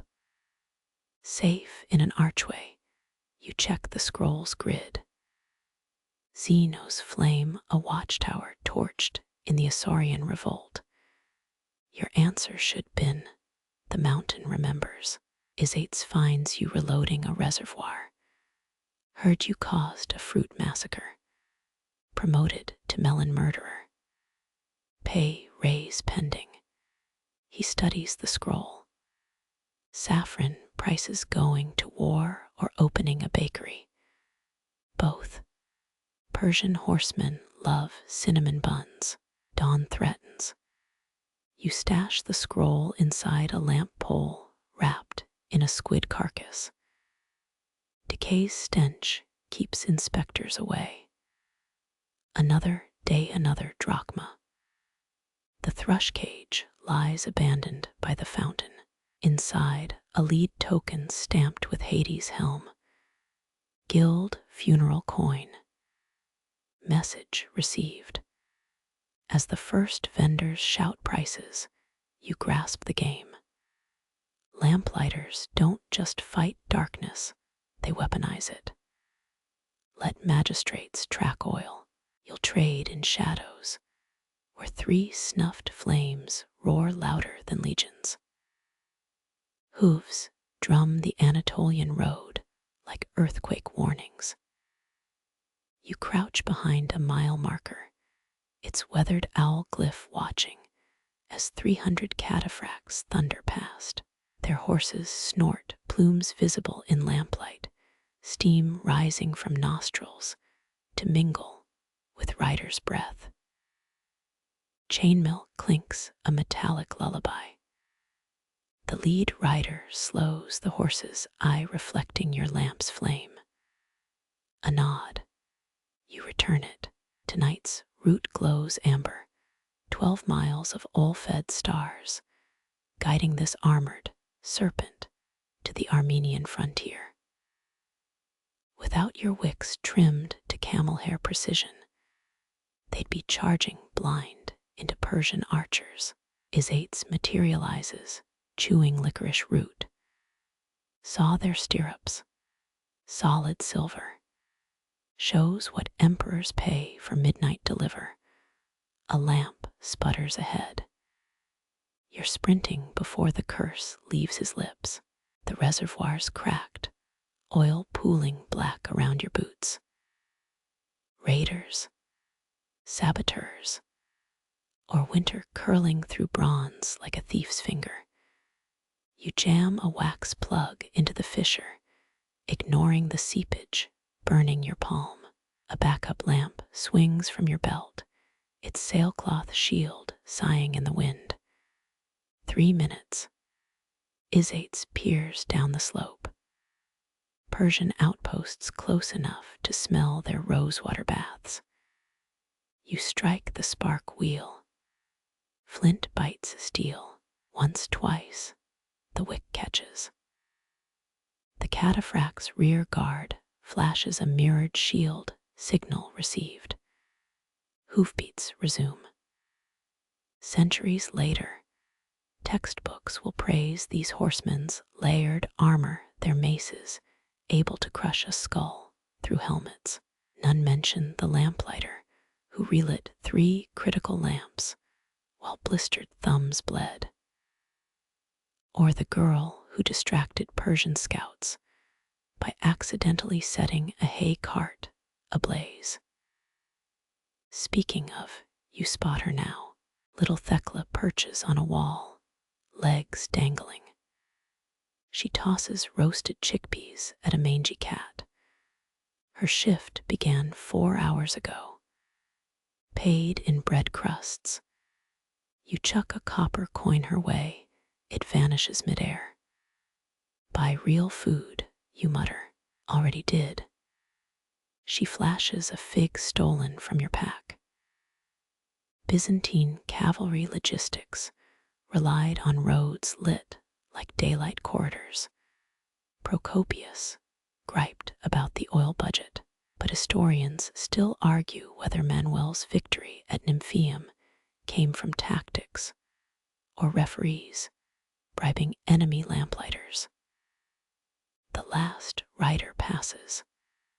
Dawn licks the horizon. Your fingers find a scroll tucked in the repaired lamp.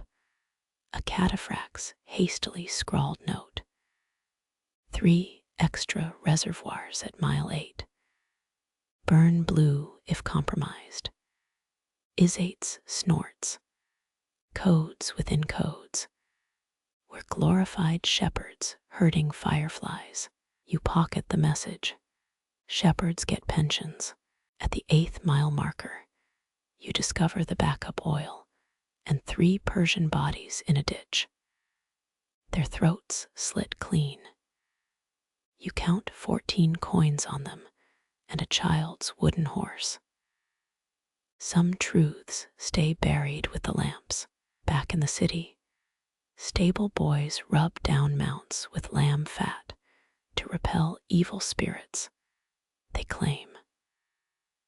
A vet examines hooves for embedded messages. The general's stallion whinnies at your approach, recognizing the oil smoke scent clinging to your sleeves. Tell me, growls a voice behind you. Paulinus, scarred face lit by a swaying lamp. Could tonight's route support 500 more? You study his pupils dilated with opium or ambition. Depends. You importing horsemen or camels? He sneers. The emperor's business. Then the emperor needs 4 extra lamplighter's and a mule trained for oil. Half that. You shrug. Enjoy stumbling into Kurdish ambushes. The deal seals at 3 lamplighter's. Their cut of the bribe arrives in lead-sealed pouches, oiled to survive rain. 1 pouch feels lighter. Isates redistributes the coins with pickpocket finesse. Last week's pay went missing, he muses. Found it in a eunuch's sandal, generous of him to hold it for us. Midnight. Another ride. Thecla passes you a goatskin, sour wine bites your tongue. She's humming a Cappadocian lullaby. Somewhere in the cavalcade, a rider hums back when the lamps gutter out years later, crushed by crusader boots. They'll sing of cataphracts shaking the earth. Not the hands that taught night itself to kneel, but lean against any battlefield monument. You'll feel the faint warmth of forgotten reservoirs beneath your spine. Cockcrow splits the night, a ragged scream of feathers. You wince. Those palace-bred roosters eat saffron-soaked grain. Their dawn cries pierce like rusty daggers. Shift change, your replacement's late. Again, the oil cart creaks toward you, its mule's ears flat against the coming sun. 2 lamplighter's should be unloading, but you count 1. Young Leo, sweating through his tunic. Gregor's gone, he pants, stomach rot from bad muscles. Historians love debating whether overlapping shifts were bureaucratic blunders or intentional graft. Right now, you'd vote blunder. 3 blocks go dark as you sprint between poles, 12 lamps needing attention before full daylight. Thieves favor this gray hour. So do informants. A shadow darts into an alley. You follow boots slipping on night-cooled cobbles, the figures clutching a lamp reservoir. Stolen oil sloshes. They're fast. You're faster. Try reselling that, you growl, yanking the clay vessel free. 5th Street dealers pay half rate for dawn swill. The thief spits, a glob hitting your cheek. Sour, hungry. You let him run. Leo arrives, heaving. Why'd you? No blood before breakfast. Unwritten rule. Oil thefts under 2 liters get pardoned. Emperor Justinian codified it in 503, then broke his own law during the Nika riots. The quirky bit, judging volume by spit-polished boots. A full reservoir leaves a thumb-width stain on leather.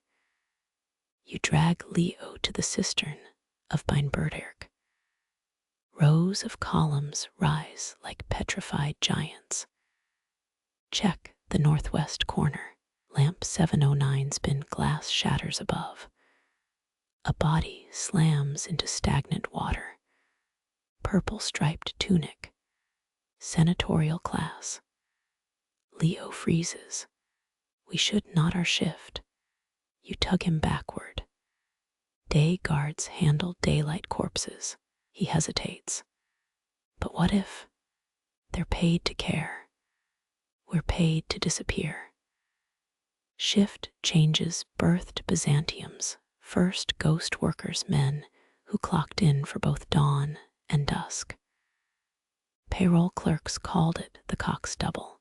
Historians still argue whether it was embezzlement or a survival tax for orphaned Lamplighters. You've cashed both sides. At the Guildhall, Thecla's roasting locusts over a lamp.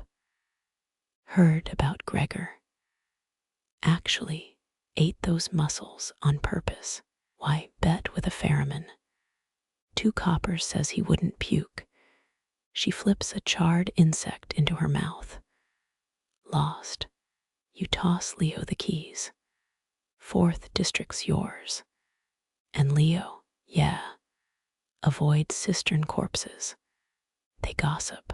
Dawn proper now, golden light glazing the hippodrome. Your replacement finally arrives, yawning. Cosmos reeks of jasmine oil. Brothel discount, likely. He inspects your logs with exaggerated care. Scuff here, he tuts. 3rd hour oil levels uneven. So's your haircut. You snap the ledger shut. Complain to the prefect after. He finishes judging your sister's divorce case. Cosmos pales. How'd you? Lamplighters, no shadows. And which courtyards hosting midnight lawyer meetings. You exit before he demands details. The stroll home should calm you. Should. But 3 streets from your tenement, a hand clamps your mouth. Rosewater and iron. Familiar. 12 coins missing, hisses Paulinus. His dagger pricks your ribs. From the Silphium shipment. You breathe through your nose. Opium and old wine.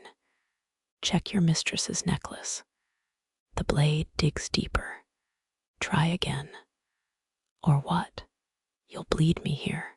Dawn patrols pass in 90 seconds. A snarl. The pressure lifts. Next shift change, he warns. You'll vanish like the others. You touch your side, no blood. Good. Silk tunics stain awkwardly. Home's a single room above a garum shop. The key sticks. Always sticks. You kick the door. It flies open to reveal Isate's guzzling your wine. Cosmas filed a complaint, he says. Again. Let him. The prefect's wife needs lamp oil for her evening readings. You mimic her breathy tone. Ancient scrolls require ambience. Isate's snorts. Her scrolls are smut from Alexandria. Smut pays our wages. You flop onto a straw mattress. Wake me at dusk. He hesitates. Paulinus followed you. Noted. He's desperate. Aren't we all? Sleep comes like a struck match, brief and sputtering. Dreams. Always the same. Thecla dangling a coin. Your mother's voice before the plague took her. That Persian kid's wooden horse. Distant shouts jerk you awake. Isate's is gone. Sunset bleeds through cracks in the wall.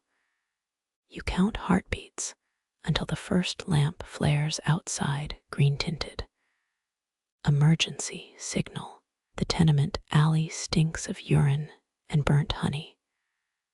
A figure hunches over a gutter. Not Paulinus. Younger. Face swollen. Leo. They took Cosmas, he gasps. Slit his throat at the cistern. You crouch, his tunic's torn purple dye smeared across the collar. Senatorial colors. Trouble. Talk. I was repairing 709. Heard arguing.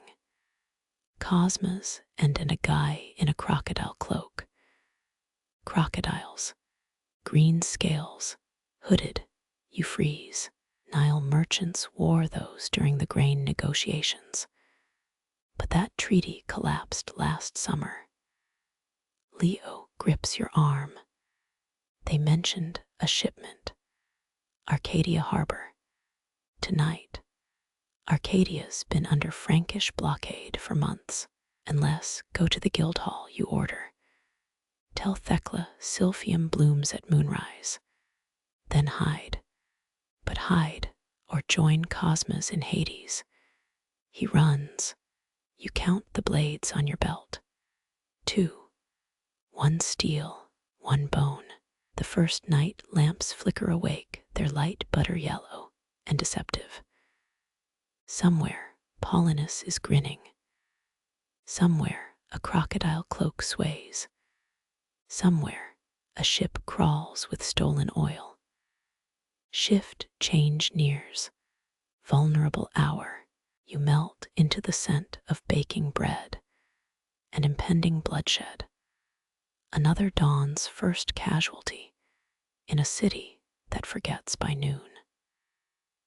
You sprint past the old forum, its marble bones, pitted by centuries of acid rain. Arcadia's harbor winks ahead, a crescent moon slicing through Frankish warships.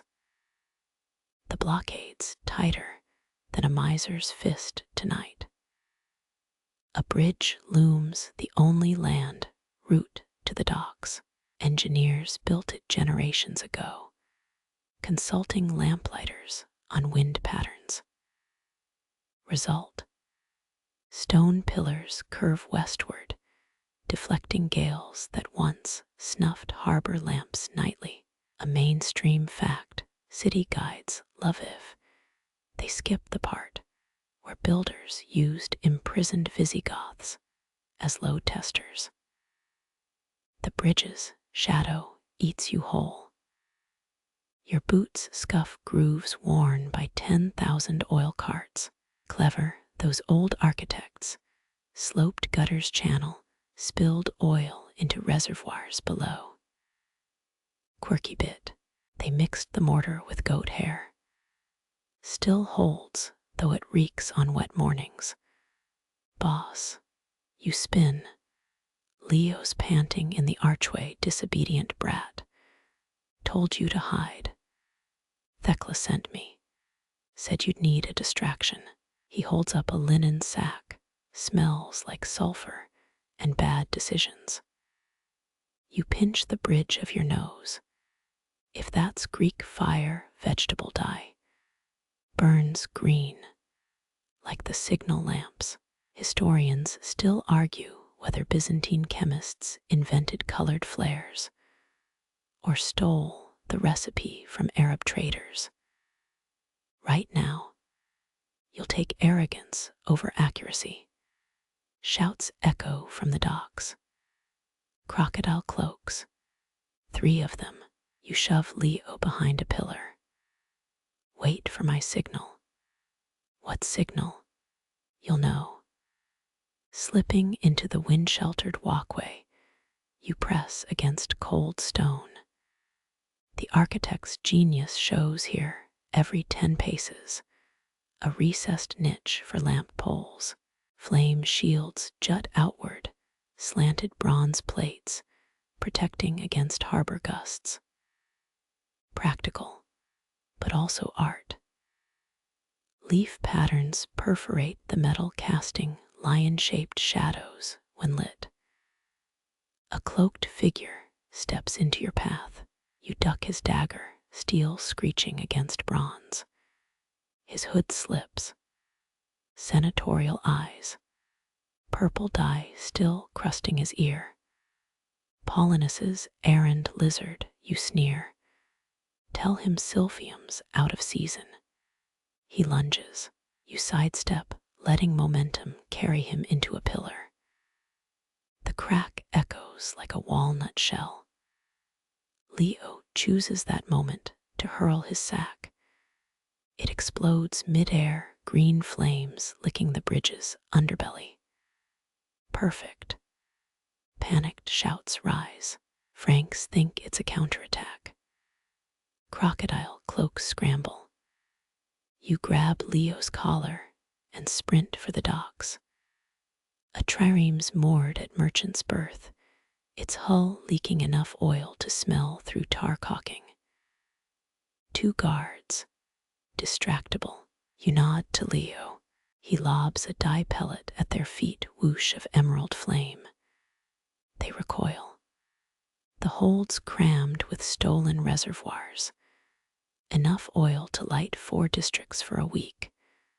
But there, hidden under sacks, silk bundles, Persian made, military grade. Paulinus isn't hoarding oil, you mutter. He's smuggling bowstrings. Leo pales. The Empress banned Persian silk imports last. A crossbow clicks. I know the stories about bridge-building slaves. Paulinus calls from the gangplank. Did they mention we test arches by dumping bodies off them? You edge toward the silk. Here you've got 12 coins missing. Compensation for this shipment. His smile dies. You strike the nearest lamp pole. Its flame shield detaches with a groan. Bronze crashes onto the gangplank. Paulinus flinches. The delay's enough. Leo flings dye into the oil hold. Burn it, you hiss. He hesitates. But the silk, Lamplighters guard fire, not politics. The spark from your flint rod feels heavier than sin. Flames erupt, purple-edged from Persian dyes. You drag Leo into the water as the ship becomes a second sun. Paulinus's scream follows you under the waves, a fading wail. Surfacing under the bridge, you cling to seaweed-slick pilings. Leo coughs salt water. Will they blame us? No one admits silk smuggling. You watch flames dance across the harbor. Officially, a tragic lamp accident. He grimaces. Fire as a political we, quiet. Dawn bleeds across the sky, stupid roosters already screeching in distant districts. You haul Leo onto a fishing skiff. Its owner snores below decks, reeking of cheap wine. The bridge's shadow stretches toward you, patient, hungry. Its goat-haired mortar endures. Its architect's ghosts endure. Your wet clothes cling like a shroud. Leo whispers, "Did we win?" You watch the trireme's blackened ribs sink. Tonight, maybe, tomorrow. A gull shrieks. Answer enough. You huddle in the skiff, its hull creaking like an old man's knees. Dawn smears the sky peach and gilt. Leo shivers, his tunic dripping onto a coiled net. The boat's owner snores louder, probably dreamed his way through the explosion. A flicker catches your eye. Across the harbor, a child's silhouette scales a lamp pole. 5 years old, maybe 6. Bare feet grip wrought iron rungs older than her lineage. She's pouring oil from a clay jug half her height. Apprentice, you mutter. Leo frowns. That's a kid. Guilds claimed orphans. Tiny hands fit reservoir valves. You snort, also cheaper than bread. Mainstream histories praise the system, Byzantine charity housing parentless wards. They skip the burns, the vanishings, how Lamplighter Guild ledgers list deaths as consumed by duty more often than plague rolls. The girl wobbles. Oil sloshes, thin arms shaking. You recall the trick, pouring with one hand while steadying the wick with the other. Muscle memory beaten into kids before they could spell their names. A whistle pierces the fog. Her supervisor, a hunchbacked man with a hook where his left pinky should be. Quirky bit. Guild masters removed finger joints as punishment. Got caught selling lamp oil as hair tonic. Faster, he barks. She flinches. Oil splatters her ankle. No whimper. Veterans say the best apprentices never cried. Tears ruin the wicks. Leo balls his fists. We should, we don't. You know the stories. Guilds sold troublesome kids to slavers, claimed fire took them. Convenient, how flames ate the paperwork too. Historians still argue whether the mortality rate was negligence or population control. The skiff drifts past a collapsed pier. Charred lamp poles jut from the water like rotten teeth. You spot a small skeleton tangled in seaweed, fingers fused around an oil funnel. Leo gulps. Did they ever fight back? Once. You point to a faded mosaic on a warehouse wall, a boy holding a torch aloft. 4th century, orphans in 7 districts snuffed every lamp on the feast of St. Photios. City froze until dawn. They demanded wool coats. Got crucified instead. A gull lands on the skiff's edge, beak stained green from Leo's dye. It stares at him, judges. That's why Lamplighters don't pray, you add. Gods ignore kids who smell like burnt olive oil. The boat bumps against a silt-choked stair. You toss a copper coin at the snoring owner, overpaying the night's mischief tax. Up in the streets, dawn's lie takes hold. Fishmongers shout, donkeys bray, and if you listen close between the clatter, you hear the scrape of tiny sandals on stone. A whistle, a splash, another lamp lit. Leo stops dead. She's following us. The apprentice girl trails 20 paces back, jug empty, face smudged with soot. Her supervisor's nowhere in sight. You sigh. Lost her shift partner. Or ran. Either way, problem yours now. Guild laws clear, finders pay the fine for strays. She tugs your sleeve. Points northeast. Palace District. You crouch to her eye level. You're supposed to refill the hippodrome lamps next. She shakes her head violently, whispers a word that makes Leo blanch. Monks. Not just any monks. The Stylite Brotherhood, famous for their silk-wrapped ladders and hatred of devil's flame. Last month, they'd smashed 30 lamps near the aqueducts. You eye the girl. They're stealing apprentices.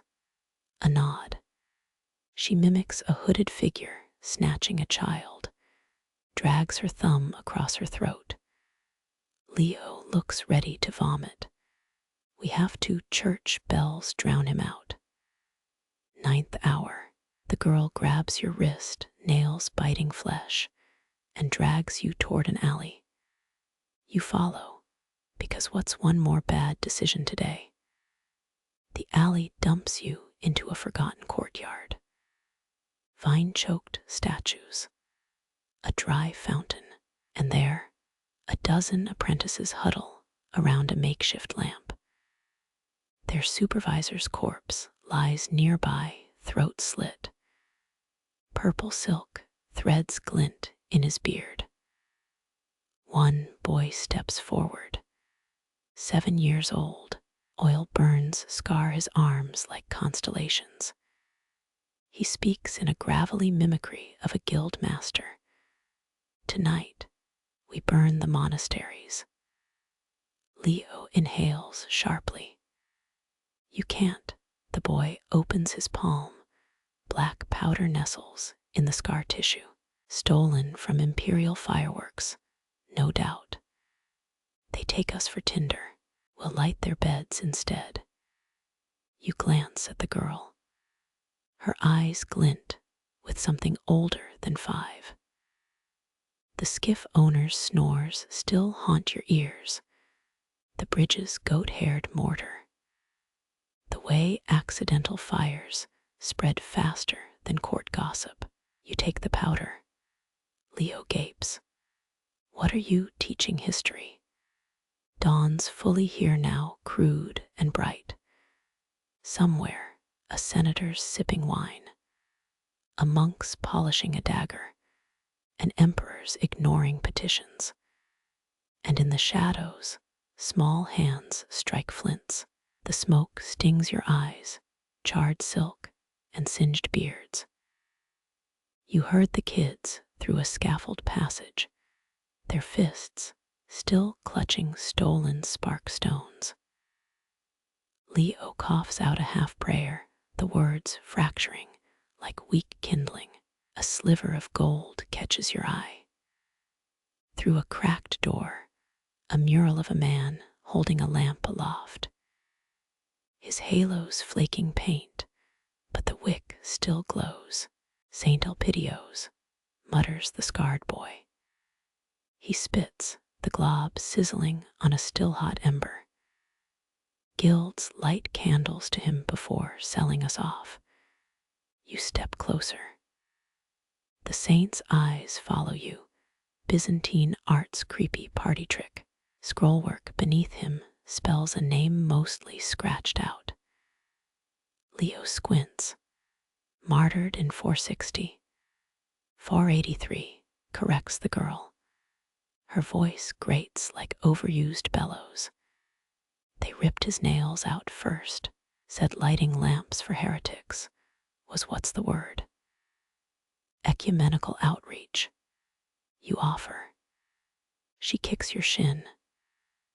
Mainstream sources claim Elpidios defied Emperor Zeno, kept underground churches lit during the Henatican persecutions, less covered. His side gig blessing lamplighter guild feasts, drunkenly healing burnt apprentices with olive oil. The icon's flame flickers, casting shadows that mimic hanged men. One kid pokes the votive lamp's reservoir. Liquid sloshes thick and honey-colored. Don't, you warn. Too late. He licks his finger. Gags. Tastes like dead flowers. Rosewater infusion, says Leo. Preserves the oil. Also mildly toxic. The guild's quirkier initiates swore drinking it granted visions. Mostly, they just vomited on important people, hence the no fluids before midnight shift rule. You trace the mural's broken halo. Historians still argue whether Elpidios smuggled Gnostic scrolls in his lamp or just annoyed the wrong bishop. The girl tugs your cloak, points to a hidden panel beneath the icon. Inside, a tiny hollow, empty save for mouse bones and copper tokens. You fish one out. A lamplighter's face on one side, a smirking demon on the reverse. Guild scrip. Paid apprentices 1 per week. Redeemable for extra beatings. Deadpans the scarred boy. Leo frowns. These were found under floorboards in the great palace. Scholars think a distant shout slices through the lesson. Purple robes flash past the doorway, stylite monks wielding something that glints. The kids freeze, a rabbit hutch's worth of held breaths. You snuff the icon's lamp. Darkness swarms thick and final. Elpidio's trick, whispers the girl. Light the path after, not during. Muffled footsteps. A blade scrapes stone. Someone's inhaling sharply, possibly recognizing the reek of stolen fireworks powder in your satchel. The scarred boy presses a spark stone into your palm. His ear touches yours, a startling warmth. Saint's first miracle, he relit 7 lamps with 1 match. Heretical propaganda, you murmur. Exactly. His teeth flash in the dark. When the monks pivot left, you strike the stone. A hiss, a flare. The icon's lamp reignites, its sudden glow painting the doorway in lurid gold. The lead monk bellows, covering his face. Leo hurls a token at his shin.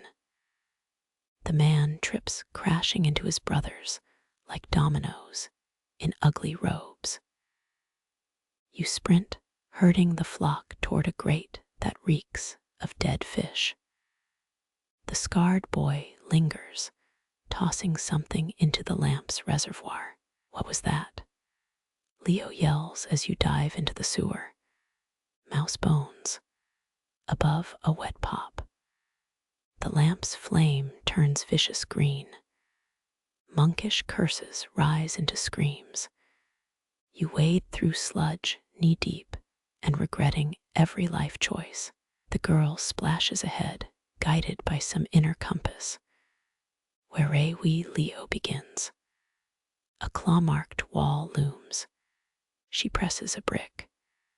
Stone grinds, revealing a tunnel lined with dozens of lamps. All lit, all framing a life-sized Elpidio statue.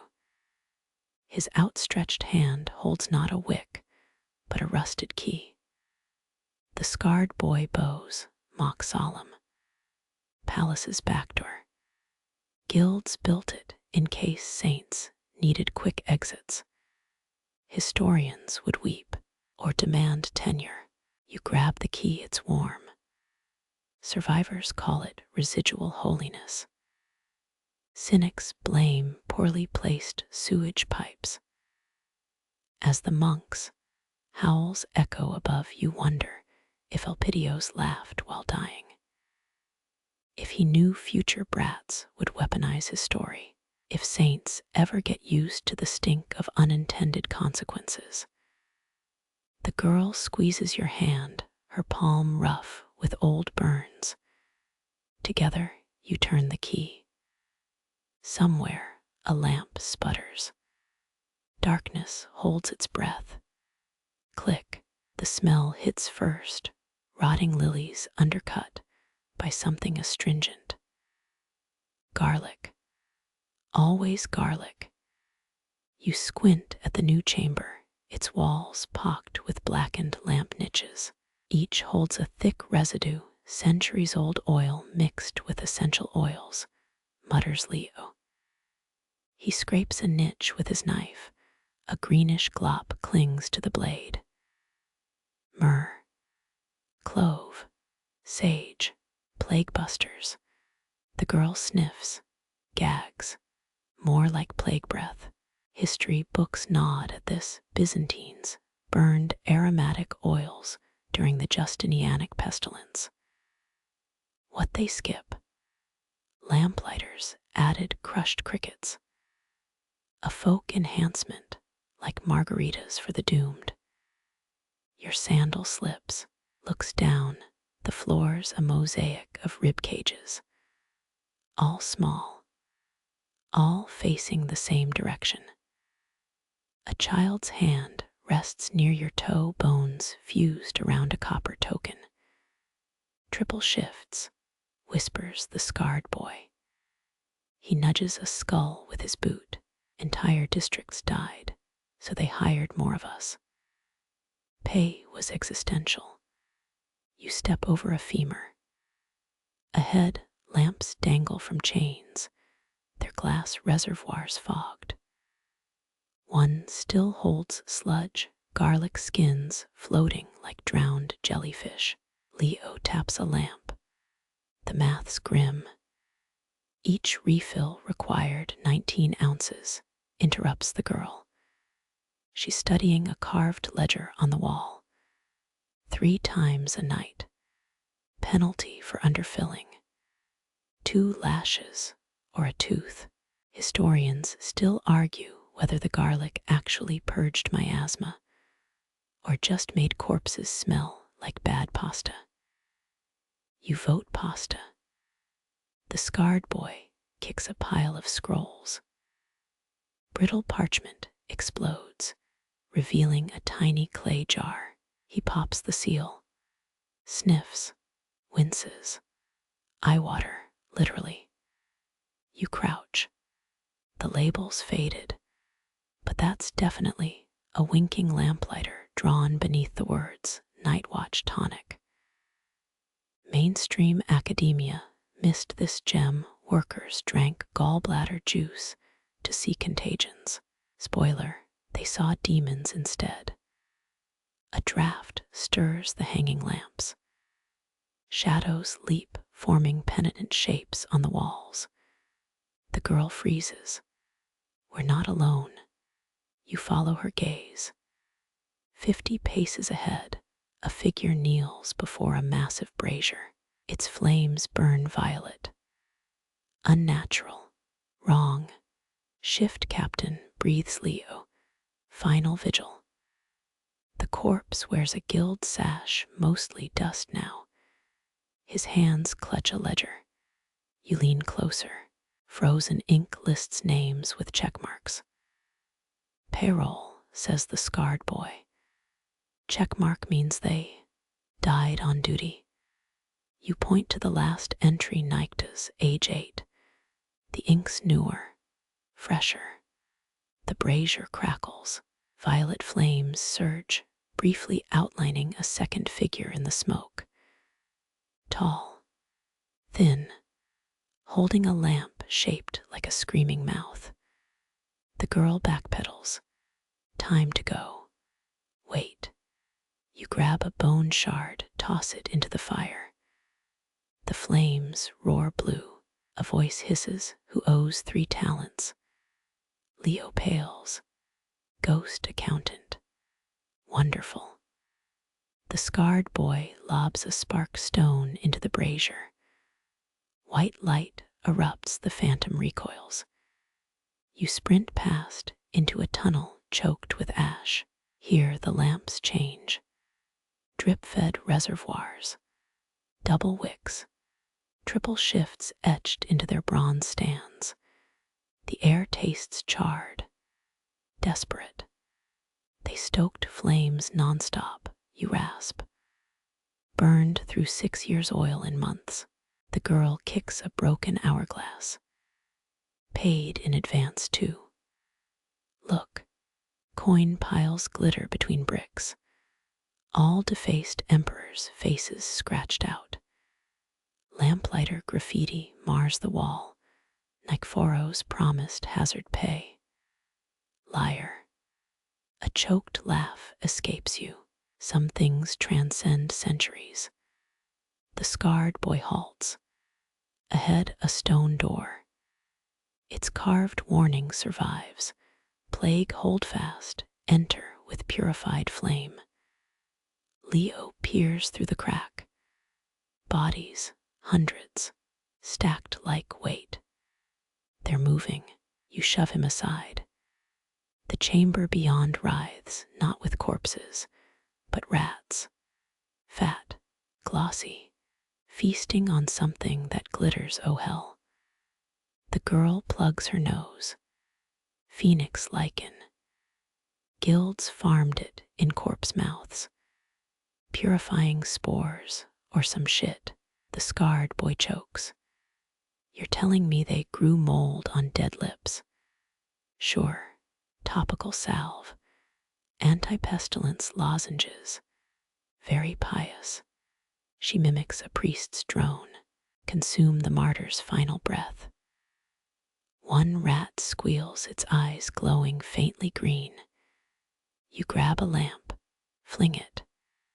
The reservoir bursts, garlic oil slicks the floor. Rodents scatter mostly. Move, you snap. The holdfast's back wall holds a rusted grate. Beyond it, moonlight. The scarred boy attacks the hinges with a spark stone.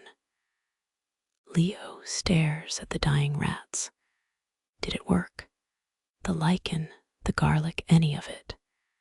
You yank him toward the exit. Depends who you ask. Plague spared some Lamplighters. Also gave them chronic diarrhea. Miracle or microbiome warfare.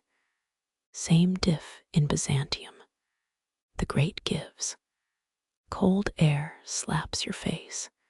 A alley strewn with shattered amphorae. The girl's already scrambling up a drain pipe. You pause, glance back. The brazier's violet light pulses once, a fading heartbeat. Some debts linger. As sewage drips off your tunic, you wonder. Did desperation birth those double roots, or just reveal what was already carved in smoke? The rats don't answer. They never do. Moonlight washes over mosaic tiles. Cracked portraits of emperors peer up, their eyes replaced by weeds. You kick aside a terracotta shard. It clatters, clatters, clatters. Echoing too long. The scarred boy freezes. Palace substructure. These aren't streets, service tunnels for oil haulers. Ahead, the corridor widens. Niches here hold lamps twice the normal size, their bronze frames etched with intertwined serpents. Leo traces the carvings. 12 heads per snake, imperial motif. We're under the sacred palace. Your torch gutters. Wind funnels through hidden vents, a low whistle that mimics human speech. The girl cups her ear. Third cistern leaks, ghost plumbers. Vent acoustics. These tunnels carried voices, spies reported to eunuchs. She knocks a wall. It booms hollow. They listened through pipes, laughed at generals' affairs. Historians nod at Byzantine eunuchs managing palace logistics, but skip the best part. Their oil carts had false bottoms, scroll cases, poison vials. One servant's diary brags about smuggling a live peacock to Bulgars past 7 checkpoints. You round a corner, halting at a mosaic warning, a eunuch holding scales, flames balanced on each plate. The scarred boy snorts, keeper of light and secrets. Flowery way to say professional snoop. The floor here is treacherous. Uneven tiles dip toward a central drain. Leo slips, catches himself on a lamp pole. His torch illuminates graffiti beneath the grime. Mu eta tau rho omicron phi alpha nu eta sigma, lambda alpha mu psi epsilon iota, Metrophanes shines. Translates the girl, 4th century chief eunuch. Chronic bedwetter, but brilliant with root grids. You just know that. His bladder's in a reliquary, sainted for luminous vigilance. Pilgrims rub it for bladder infections. 4 paces onward a shrine. Charred velvet drapes frame a glass urn. Inside, a pickled organ, pale and shriveled, definitely not a bladder. Leo gags. Did they even labels lie? Sixth Ecumenical Council declared all eunuch parts holy through absence. Shimok bows, kiss the jar, cure your deficiency. The scarred boy elbows past. Hard pass, a draft extinguishes your torch. Relight it, the spark stone fizzles. Total darkness. Then a click. Metal grinds overhead. You duck as a oil reservoir descends, ropes creaking. It stops eye level, still dripping. The girl pokes it. Pulley system. Eunuchs sent midnight snacks to the emperor. Fig cakes, honeyed dormice. Backup assassination tools. You squint at the reservoir's underside.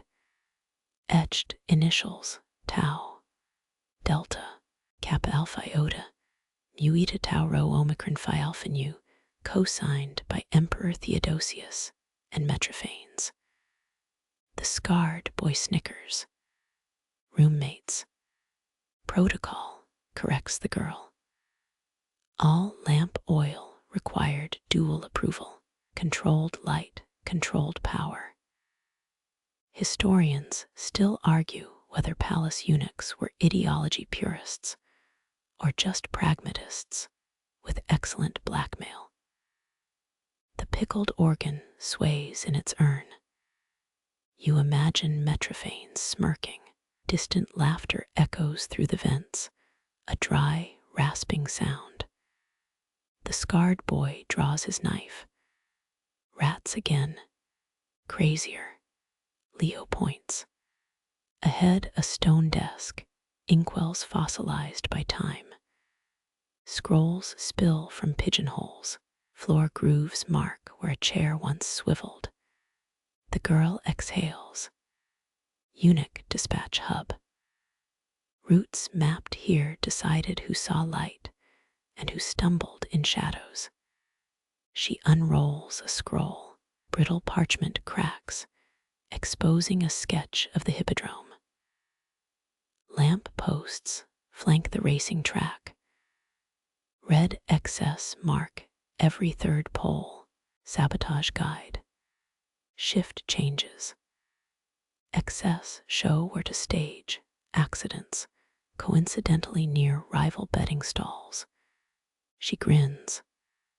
Ever wonder how the Greens dominated 4 seasons straight? A wax tablet lies shattered nearby. You piece together fragments. The words pi upsilon rho omicron sigma, kappa rho upsilon phi omicron survive. Secret fire. Code for emergency routes, says Leo. Eunuchs evacuated emperors through lamplit sewers. One fled a coup in his pajamas, still holding a perfumed reservoir. The laughter comes again, closer, human. Your torchlight quivers. Shadows ripple across a far archway. Something moves there, silk rustling against stone. The scarred boy lobs a spark stone. It arcs, briefly illuminating a figure in embroidered robes. No face, just a hand smoothing an all-stained map. Nope, says Leo, backpedaling. Nope, nope, nope. You stand your ground, state your business.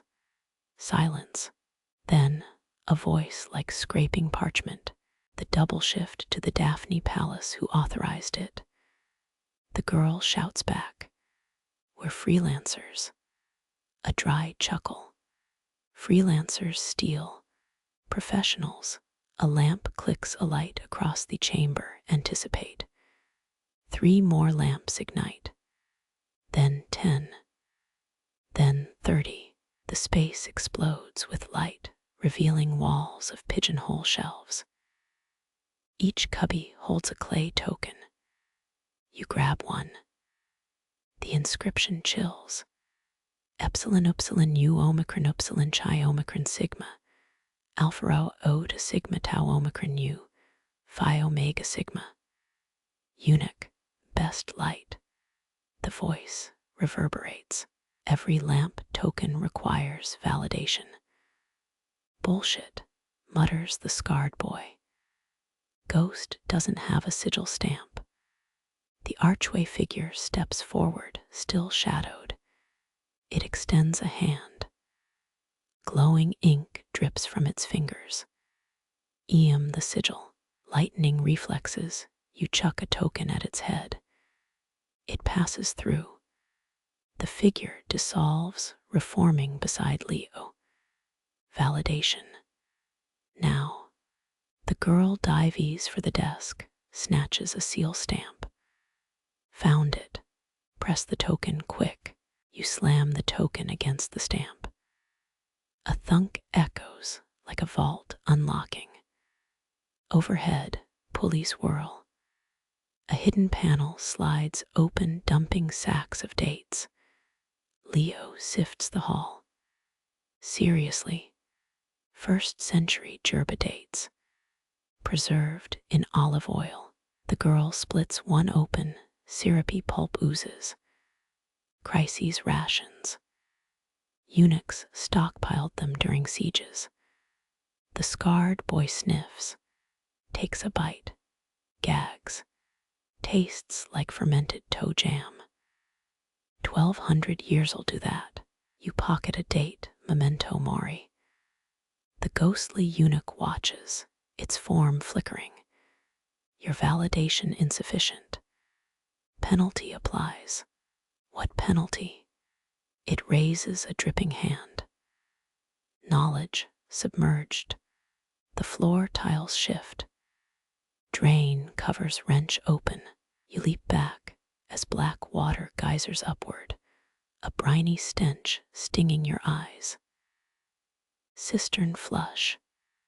Someone grabs your arm, dragging you toward the archway. Splinters of moonlight guide you. Behind, the chamber drowns in ancient sewage.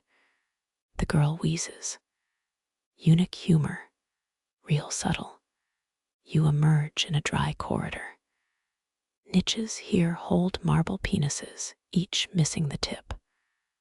Offerings. The scarred boy pokes one. Okay, this is just sad castration trophies, interrupts Leo. Eunuchs donated them to shrines. Some got a creative replacements. Gold caps, ruby inlays. One guy grafted a squirrel tail.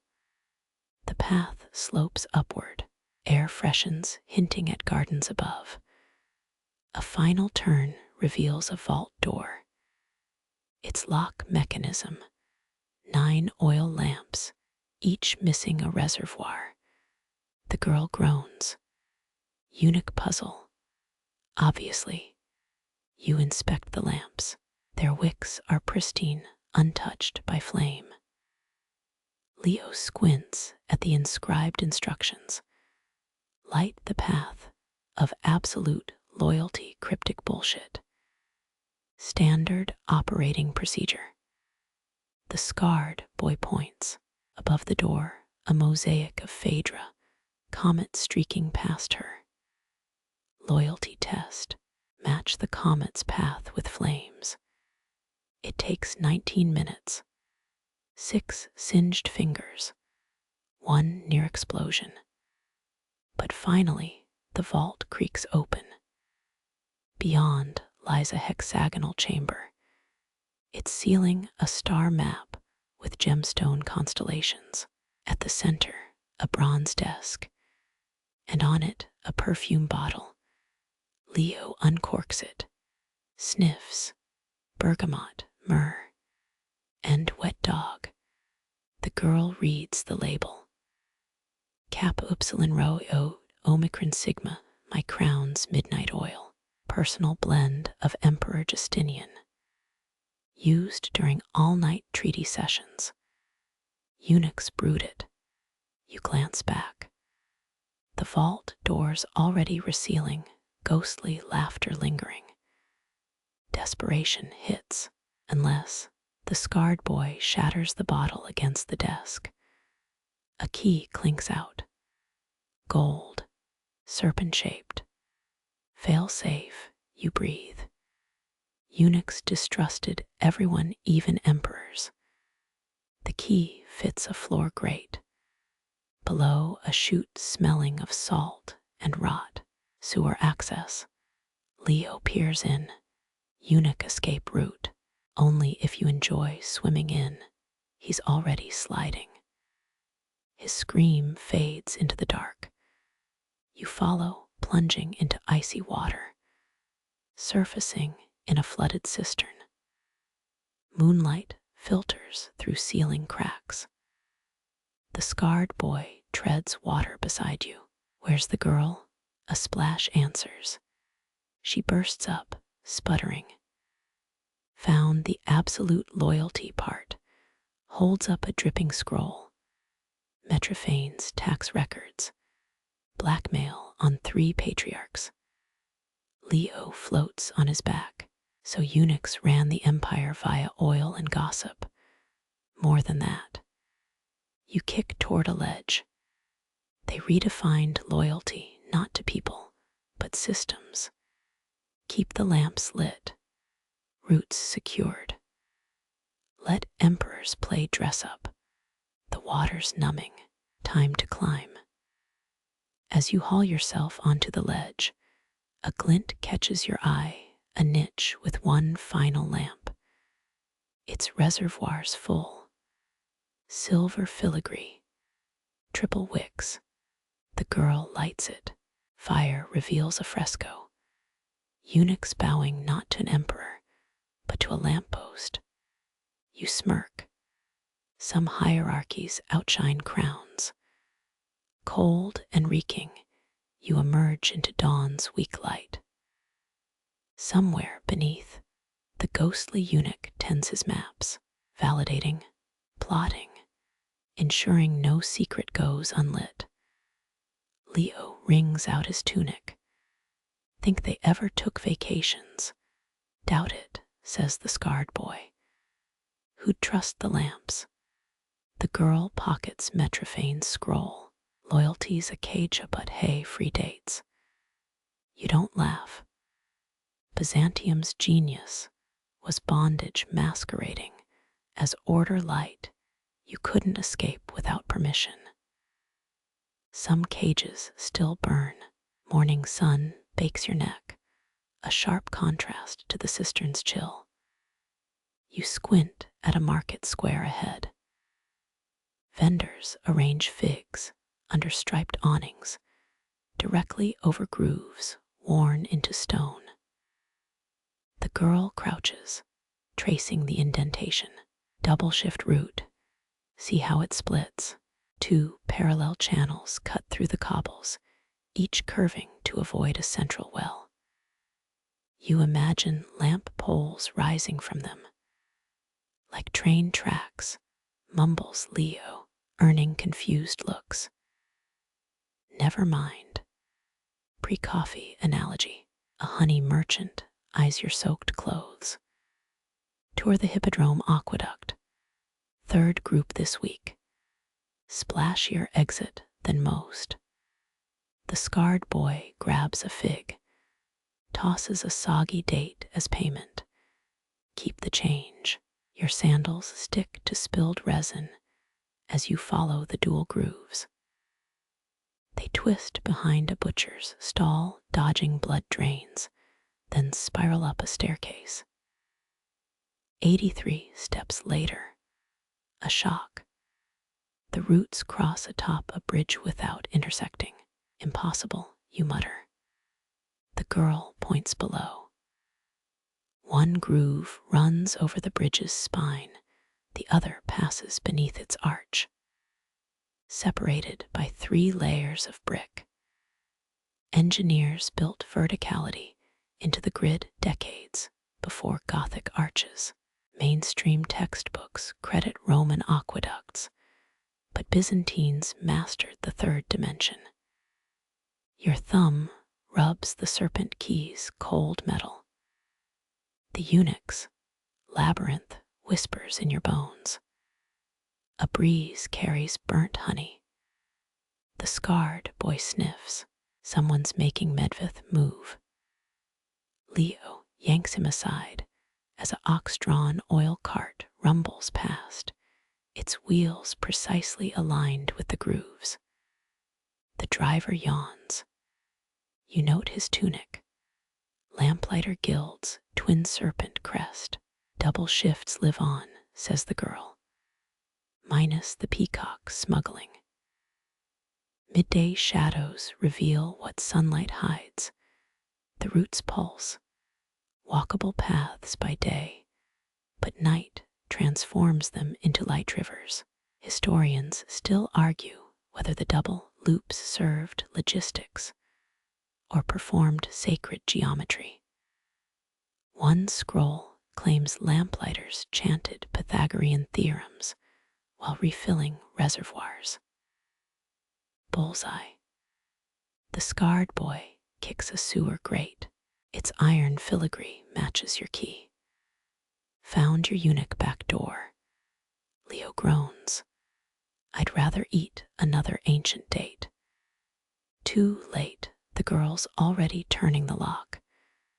Dank air wafts up plus a familiar rasping chuckle. Validation resumes. The ghostly voice doesn't care about sunshine. You descend. Your sandal slips on seaweed-slimed steps, each descent deeper into salt and rot. That rasping voice coils around dripping walls until torchlight reveals what broke empires. Before you, a cavernous harbor swallowed by time. Barnacled lamp poles jut from black water like broken teeth. Their rusted reservoirs still stink of rancid olive oil. The scarred boy kicks a shard. Imagine flames here guiding ships. 1,000-year-old GPS.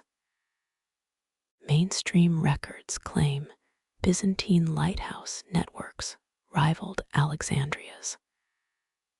But textbooks omit nights like November 17th, 940. You squint at a mosaic underfoot, a galley, capsizing beneath waves. Storm surge drowned every harbor lamp in an hour. 15 warships lost, along with the grain fleet. The girl crouches, brushing silt off a name etched in lead. Kyrillos shifts end. Drunk on fig wine, missed his refill round. Waves snuffed the flames sailors steered into cliffs, thinking them safe coves. Leo snorts. Original sin of happy hour. Currents tug your tunic as you wade past submerged crates. A rat swims by clutching a cork. Moonlight through cracked ceilings reveals the punishment. Kyrillos' skeleton is fused to a lamp pole, iron chains crystallized by brine. His jaw hangs open in perpetual scream. Quirky gossips say he relives his shift nightly. Fishermen report phantom flames dancing where the harbor was blue fires that lure modern ships aground. Local kids dare each other to touch his bones. The girl adds, most puke salt water for days after. You peer into Kyrillos' ribcage. A scroll case glints, its wax seal stamped with twin serpents. The scarred boy reaches and freezes. Beneath the water, something cold brushes your ankle. Eels, says Leo. Or his guilt, counters the girl. Historians still argue whether the storm was natural or sabotage. Rival merchants loathe the grain fleet's monopoly. Darken the lamps, watch rivals drown. The scroll's contents, a supply list for emergency wicks delivered never. Your thumb rubs Kyrillos' name. Chain links clink without wind. That voice again, closer now. The oil-thinned midnight chill creeps up your spine. You're knee-deep in Byzantine HR failures.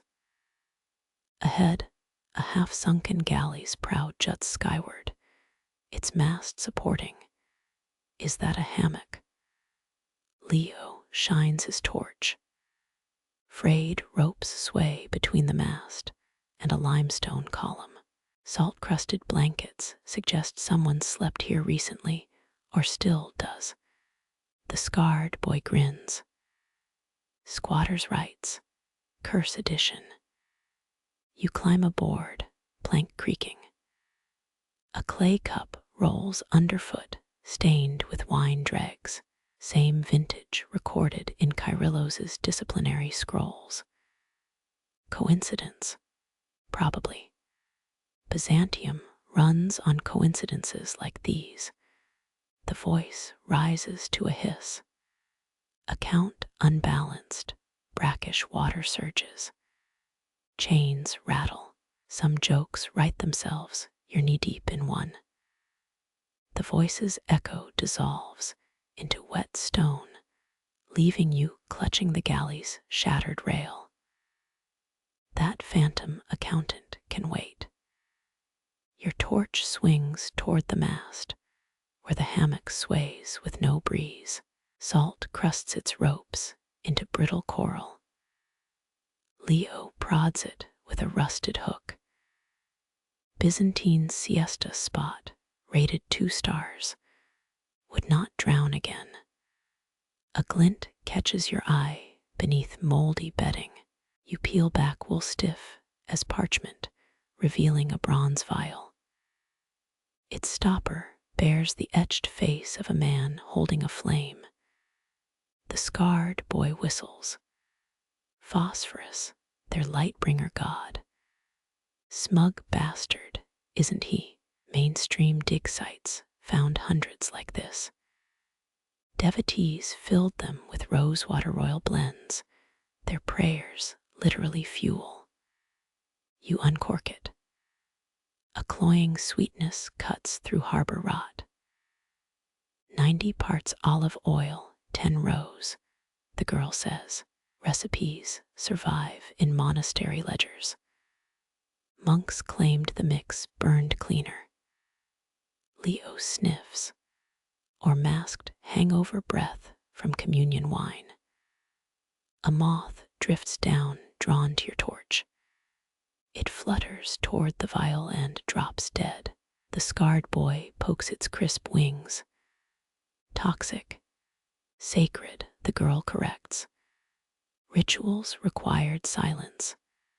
Bugs talked too much. You pour a drop onto the hammock. Threads hiss, rotting faster. So much for divine protection. The scarred boy suddenly inhales. His nostrils flare. Wait, that rose smells still here. After a millennium. True, decay's stench lifts near the vial. Even your sweat-stained tunic smells like a Persian garden. Historians still argue whether the preservative was chemistry or blind faith. Monks swore angels blessed the oil. Alchemists cited vinegar ratios in rose extracts. You pocket the vial. Jury's out. Leo's torchlight crawls up the mast, exposing carved symbols. A crescent moon cradling a wick. A hand with 6 fingers pouring oil. The girl traces the last one. Shift-start glyphs. Lamplighters carved these before dawn patrols, forgot their lunch, never their rituals. A rhythmic thump shudders through the hull. The hammock sways faster, slapping the mast. You step back as something floats to the surface. A bloated wineskin. Its wax seal matches the vials, twin serpents entwined. Leo spears it. Kyrillos's lunchbox. Inside, powdered rose petals and a lead scroll no bigger than your thumb. The girl deciphers fast. Prayer checklist. 5 breaths per hymn, hold on the 3rd inhale. Let phosphorus grace us, steady thy hands against wine's whispers. The scarred boy barks a laugh. Anti-hangover mantras. That's why they chanted. Another thud louder. Water sloshes your knees. You turn and freeze. 12 lamps float around the galley, jugs capped with rusted nozzles. Each drifts in perfect formation. Leo's torch trembles. Crews coming back from shore leave. Hope they're social drinkers. The voice booms through the hold, no longer a hiss. Yearly tithes, rose harvests owed, 700 jugs. Delivered, 700. Spilled, 19. Penalty, watery grave. The girl edges toward the rail. Don't suppose they accept apology dates. You're tracking the math. 19 jugs missing. Kyrillos' scroll mentioned 19 ships lost.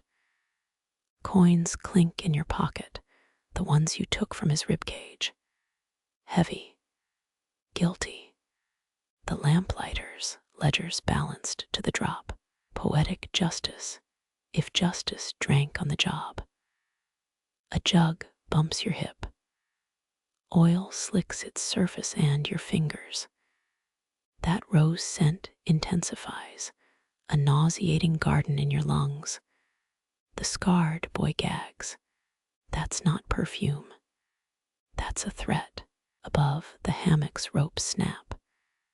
It crashes, revealing a copper basin beneath. Inside ashes. Human. Leo fists a handful. They shimmer faintly like mica. Bonfire leftovers. Shift change pyre, the girl murmurs. Lamplighters burned a days, weekends here. Let the smoke carry prayers upward, or hide tobacco habits. The floating lamps ignite, blue-green flames erupting without fuel. Phosphorus's face leers from every jug. The voice overlaps itself, chanting debts in guttural Greek. Olive press taxes, wicked wine tariffs, late fees, interest, compounded monthly. Leo hurls the wineskin at a lamp. It explodes, sending up a rose-scented fireball. Cancel culture's got nothing on these guys. You're moving before the thought finishes, grabbing ashes and sprinting toward the mast. The girl gets it first. She tosses a fistful at the nearest flame. Ash hits the oil, snuffing it mid-curse. The scarred boy whoops. Holy sprinkle-tm strikes again. You empty the basin, ashes raining down. Each extinguished lamp wails like a tea kettle. The voice shrieks, accountants. Accountants will feast on your silence. Smoke coils toward the ceiling, spelling symbols you now recognize. 6-fingered hands. Moons with wick tattoos. You collapse against the mast and feel carvings dig into your back. Newly etched words. Shifts end paid in full. The remaining lamps sink. Water stills. In the hush, the vial in your pocket warms. Rose oil seeps through the cork, cleansing the air. Leo plucks a petal from the hammock. Stores sell this scent now. Ode to bankruptcy. You never heard phosphorus laugh before, but the harbor's ripple sounds suspiciously like a chuckle. The storm drain above dumps moonlight onto shattered lamps. For tonight, Byzantium's books are balanced.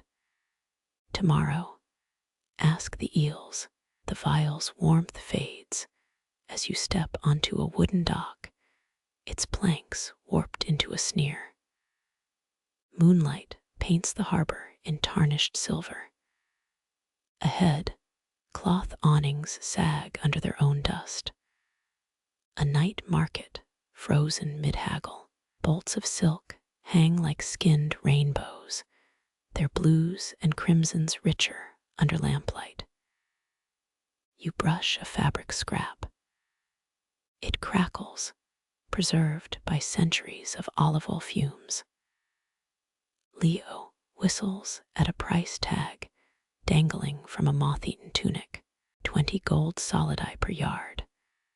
That's divorce your wife money. The girl snorts. Silk spawned more plots than mistresses. Justinian's spies infiltrated Persian workshops, stole silkworm eggs in hollow canes. Empire got rich, then priced everyone out. She nods to a faded poster. Imperial silk monopoly, death to smugglers. Historians still argue whether the law protected quality or Justinian's ego. Your torch reflects in glass beads sewn into a merchant's robe. He lies face down, skeletal hands, clutching a ledger.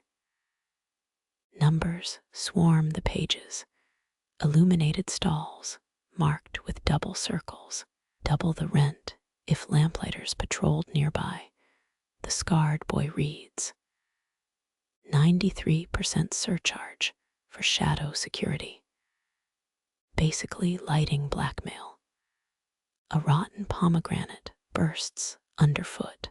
Its seeds skitter into darkness, stopping at an invisible line. Beyond, the market decays into shadowed ruin. No lamps meant no customers, no life. You spot a child's doll half in light, half in gloom. Its left side gleams with sequins, the right moldy straw. Leo kicks a bronze scale. Shopping mall logic. 10th century edition. The scarred boy crouches by a collapsed stall.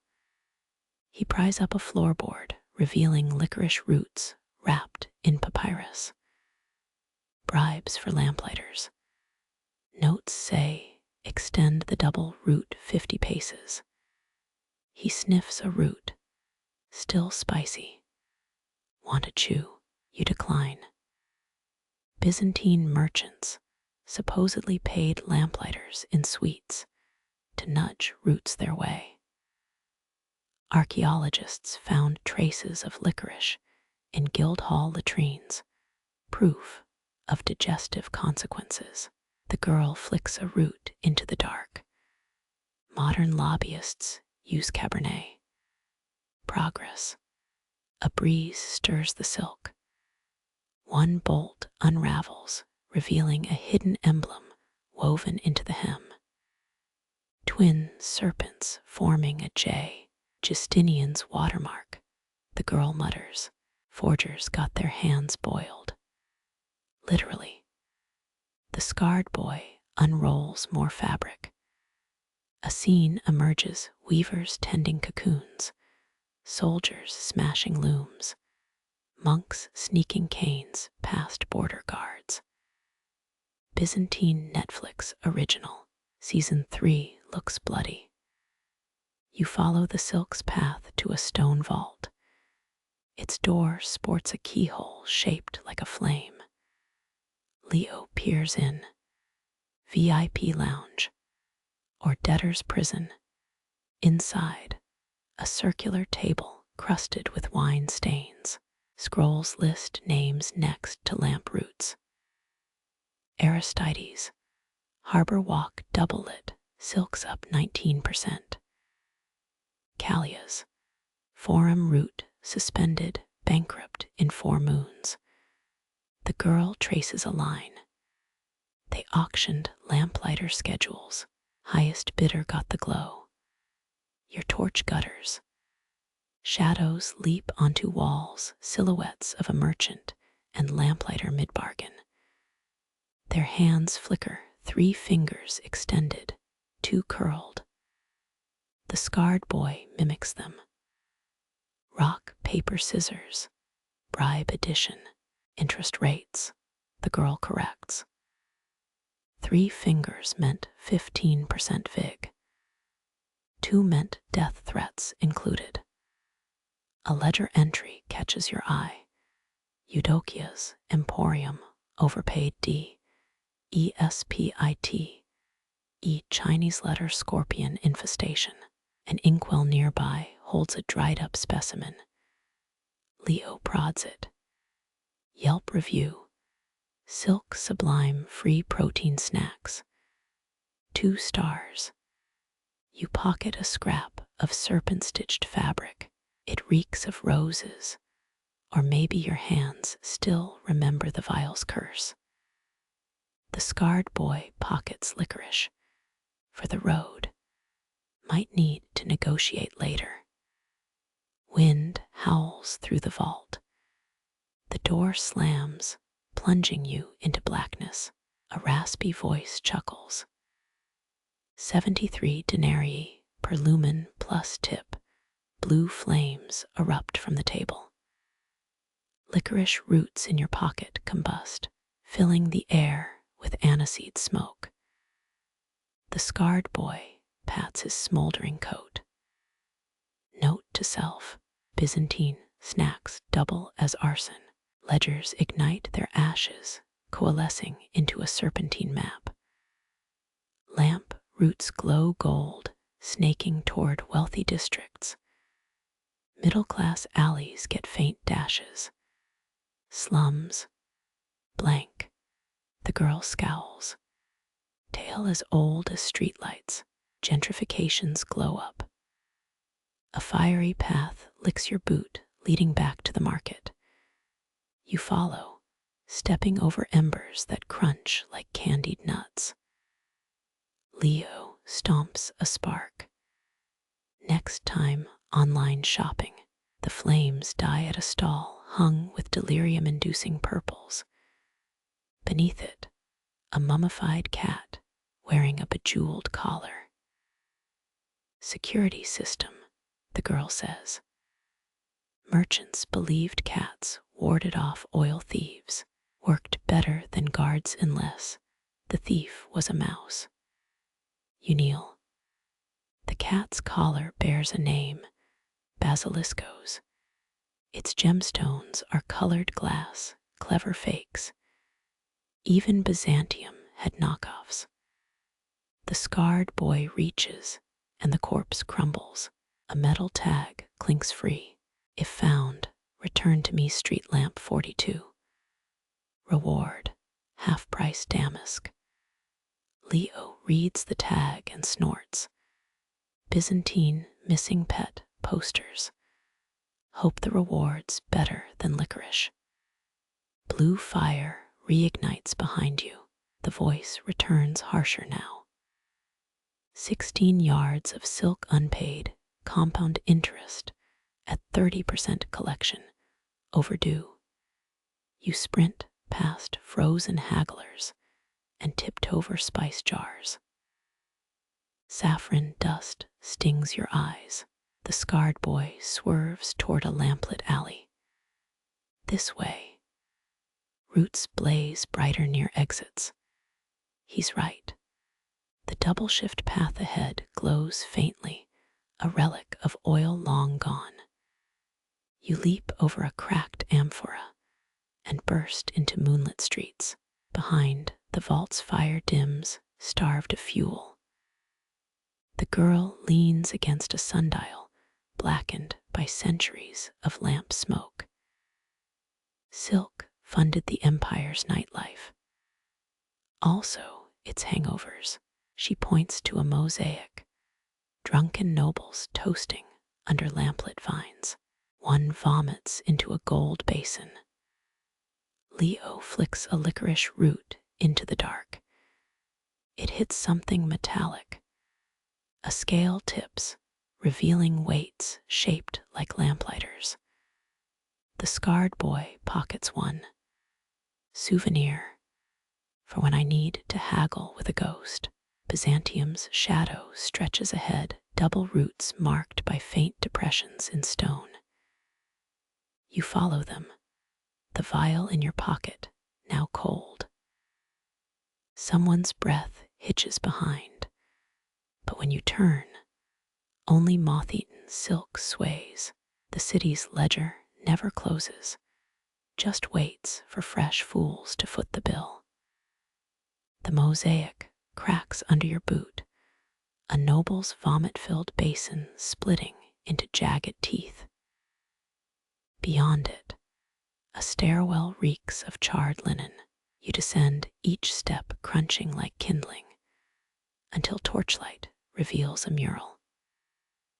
Faded pigments show a woman in lamplighter robes, holding two wicks crossed like swords. Her crown, a ring of miniature oil reservoirs. Leo squints at the caption. Irene of the dual flame, queen of the extra shift. More like union boss with a death wish, the girl says. 16 districts went dark under her orders, 18 years before the Nika riots, snuffed entire blocks till the throne hiked wages. She taps a figure in the mural, a lamplighter dropping his torch into a well. Petros the martyr drowned himself in aqueduct runoff to protest oil cuts. His crew followed Irene like prophetesses. The scarred boy scrapes soot off the wall, hidden beneath a charcoal sketch of a lynched official.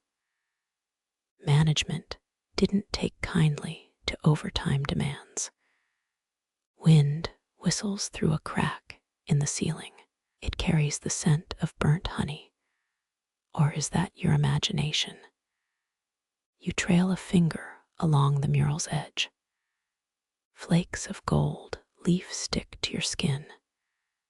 Guilds often mixed precious metals into paint, a middle finger to church-led sumptuary laws, wealth hidden in plain sight. A rusty hinge creaks. Behind Irene's painted smirk, a compartment yawns open. Inside, a ledger page torn at the edges. Double shifts halted in Vlasherna district shops, looted within 3 hours. Senator Theodulos's villa torched by unknown assailants. The scarred boy whistles. Blackout bingo. 16 neighborhoods, 16 fires. The girl leans closer.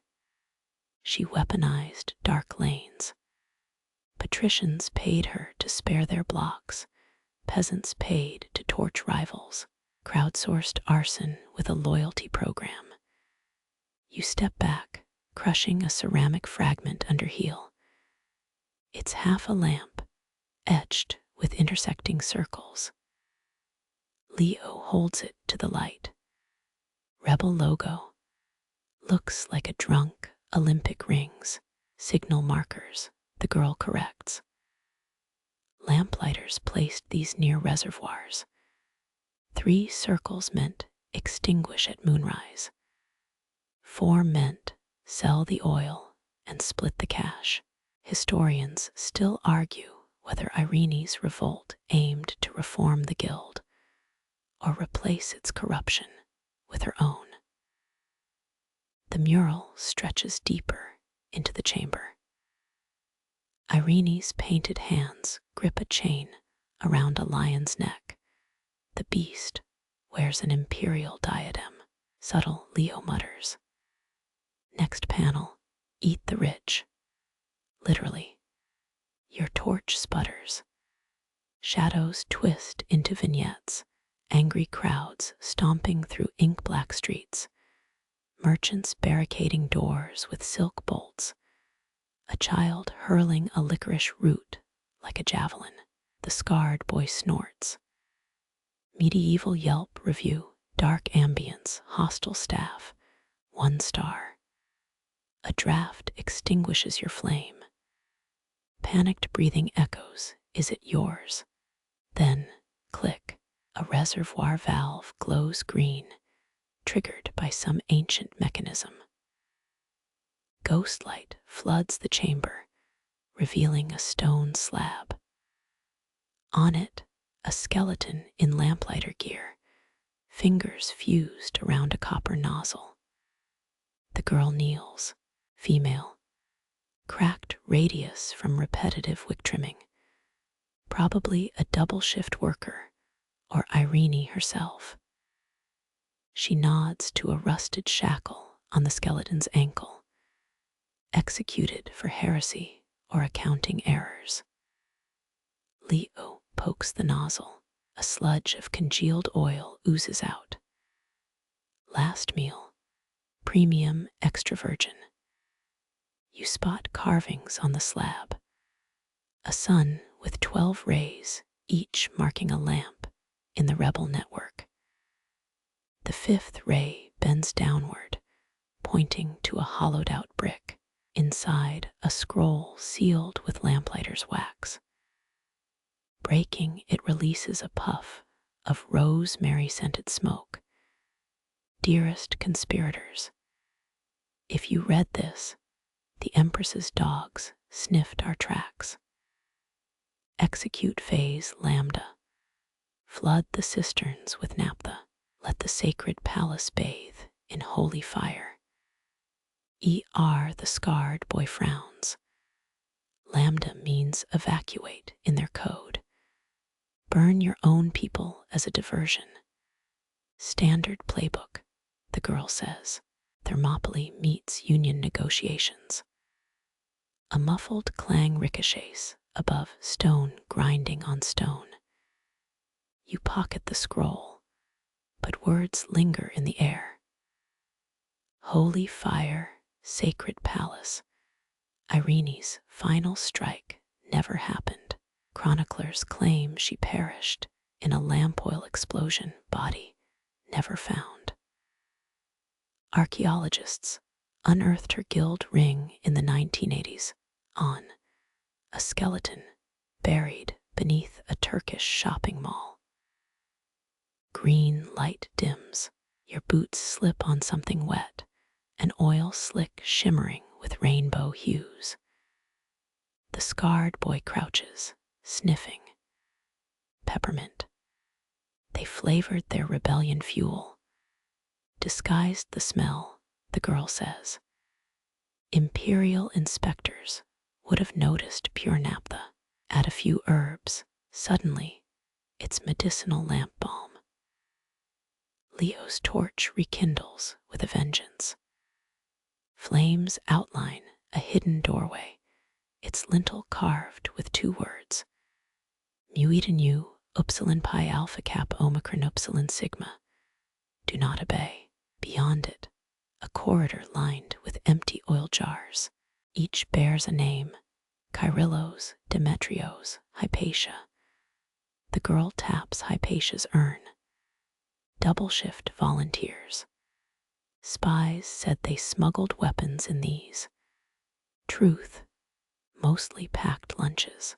A rat scuttles from a shattered jar, its fur glistening with oil. It pauses to gnaw a petrified fig. Leo grimaces. Health inspector's worst nightmare. You peer into a jar. At the bottom, a child's leather ball, deflated and brittle, carved initials, Alpha. Epsilon, Irene's kid. No records of her having one. A disciple. A code. The corridor ends at a cracked fresco. Irene stands atop a pile of extinguished lamps, her face scraped away. Below her feet, a poem in shaky script. Light dies twice, once at Wick's End, again when King's Bend. The scarred boy traces the letters, burned brighter than her rep. Too bad Byzantium loved its villains dusty. Your shadow stretches across the fresco, head merging with Irene's erased features. For a heartbeat, the chamber thrums a deep, gong-like resonance. Then silence. Leo's torch reveals new cracks in the wall spelling out Greek numerals. Chi Iota Iota 20. The girl exhales. 12th hour. Time to clock out. Stone groans. A section of floor collapses, plunging you into darkness lit only by Leon's wavering flame. Below, iron tracks gleam. A lamp trolley. Its cargo, rotted sacks labeled premium Antioch oil. The scarred boy hops in, all aboard the Grievance Express. Next stop, vindication or violent death. The trolley lurches forward on rusty wheels. Wind whips your face, stinking of salt and burnt sugar. Tunnels branch off, some lit with faint green residue, others oozing black sludge. Leo clings to the edge. Safety rails invented later hope you like living dangerously. You hurtle past a platform stacked with scrolls. A clawed hand reaches from the shadows, snatching at your sleeve. The scarred boy bats it away. Third shift still on duty, huh? Irene's laughter echoes, or is it the wheel's shriek? The trolley jumps the tracks, spilling you onto damp sand. Moonlight bleeds through a grate above. The girl brushes grit off the rebellion scroll. Most escape routes led to the docks. This one, sewer adjacent. Ambition versus plumbing, guess who won? Saltwater laps nearby. A rowboat rots in the shallows, its hull stenciled with 2 crossed wicks. The scarred boy prods it. Discreet exit strategy, or a really niche funeral detail. You wade into brine, each step sinking deeper. Something brushes your calf. A skeletal fish darts away, followed by a glint of gold. Leo reaches in, pulling up a Lamplighters badge. Engraved, ER proof she escaped. The girl asks. Or planted to taunt the emperor. The scarred boy flips the badge. On the reverse, a phoenix rising from an oil jar. Corporates love rebranding failures as legacy narratives. Your fingers find grooves in the sewer wall, carved letters worn smooth by centuries of filth. Epsilon iota rho eta nu eta, zeta eta iota. Irene lives. The tide erases the words as you read them. Leo nods to the moonlit sea beyond the grate. Swim for it. Waters warm with betrayal and sewage.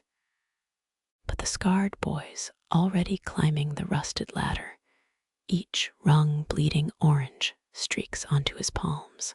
At the top, a manhole warped shut. He slams his shoulder against it once, twice, until daylight blinds you all. You emerge into a modern Istanbul alley. A food cart sells simit, its vendor whistling as grease sizzles. The sewer grate clangs shut below, severing ancient shadows from today's sun. The girl eyes Irene's badge, now green with patina. Every rebellion starts with overtime pay and ends with merch. A motorbike backfires.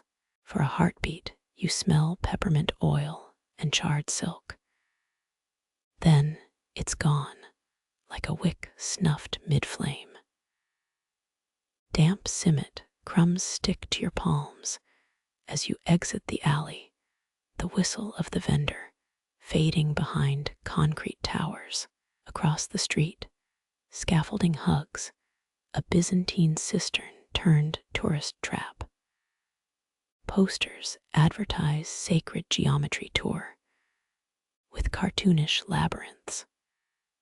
Leo scoffs because nothing says divine math like 11-euro ponchos and overpriced baklava. The scarred boy nods to a faded graffiti tag, a circle split by intersecting lines. Scholars graffiti, 13th century tagging.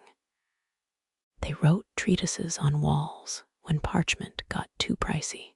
You follow the symbol into an arcade where shopkeepers hawk counterfeit perfumes. One stall displays ancient oil lamps, 3 for 10 lira. The girl picks up a plastic replica. Mainstream fact. Half of these molds were stolen from the Hagia Sophia's gift shop last June. True story. A staircase spirals beneath a rug merchant's booth, each step papered with property deeds. The air thickens with mold and myrrh. At the bottom, a vault door grafted onto 6th century brickwork. A sticky note reads ARCHIVES, knock 4, guided, MEDITATIONS. The chamber beyond stinks of printer toner and oud incense. Laser projections flicker across stone. A hologram of intersecting lamp roots over old Constantinople. A grad student in a Plato's Garage Band shirt waves a ruler at the glow. It's not a map, it's a fractal. Mandelbrot meets medieval urban planning. You brush dust off a glass case. Inside, a charred scroll fragment, 12 angles mirroring Lyra's zenith, sacred curves in the Alexandrian style.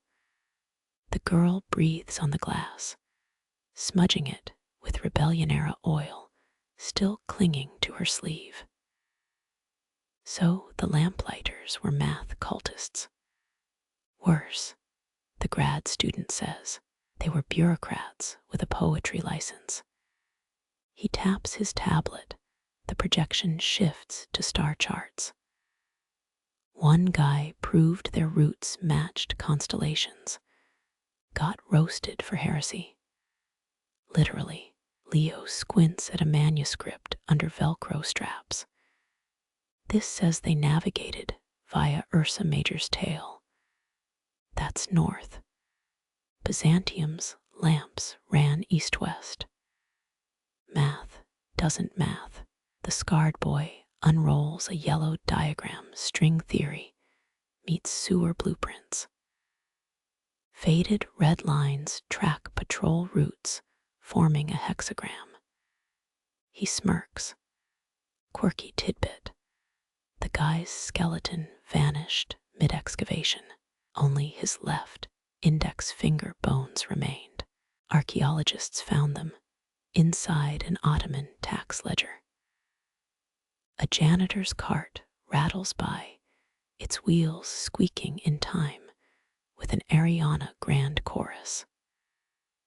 The grad student lowers his voice.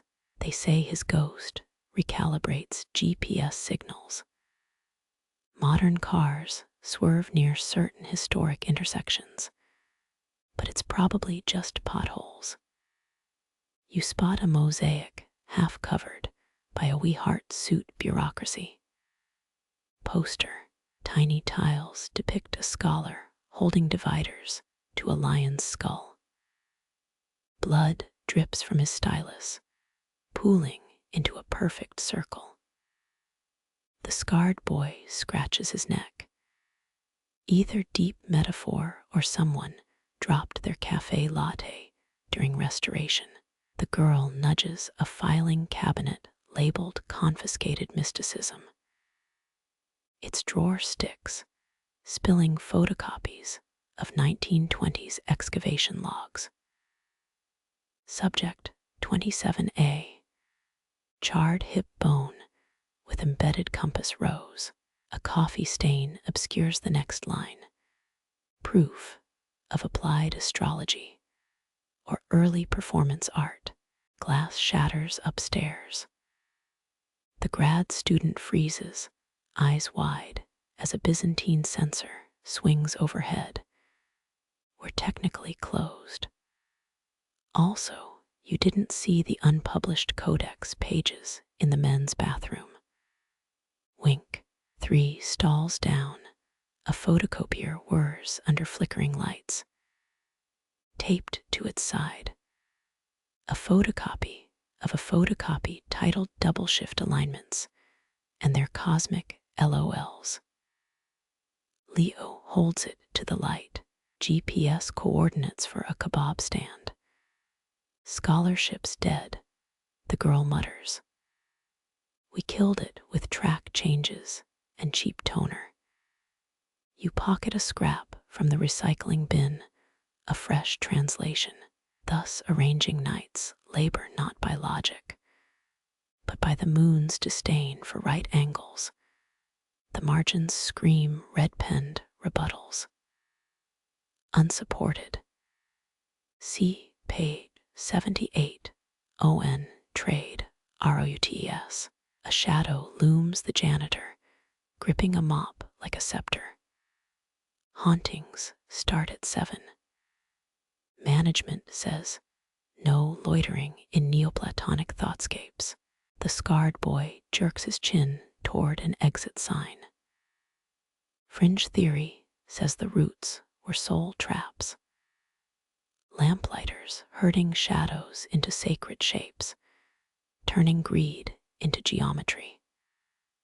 Outside, sunset stains the sky burnt umber. Your phone buzzes with a Google Maps alert. Rerouting due to potholes.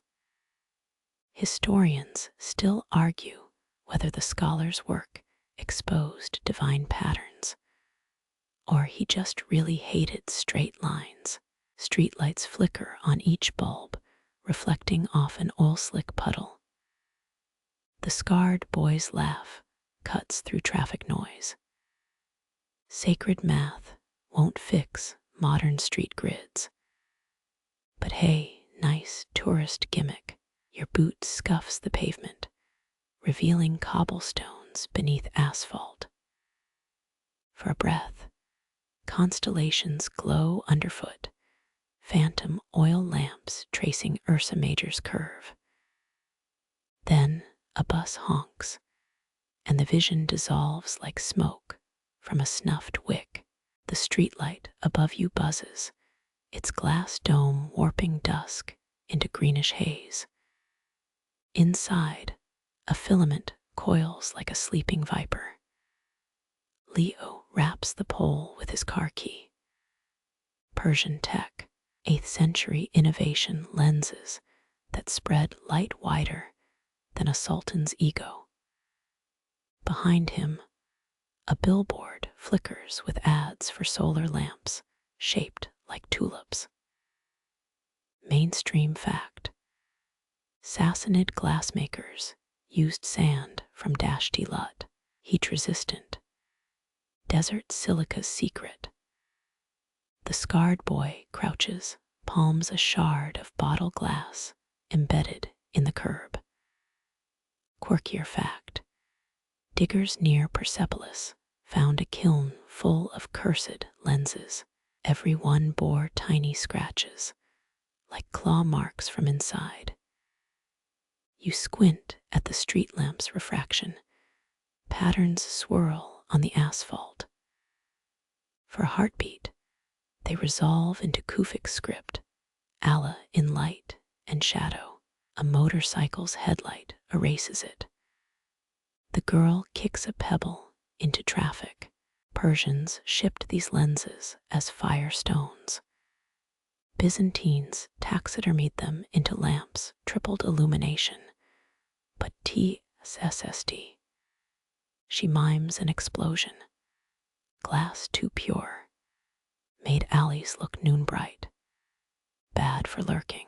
A shop window glows ahead, antique lamps displayed beside yoga mats.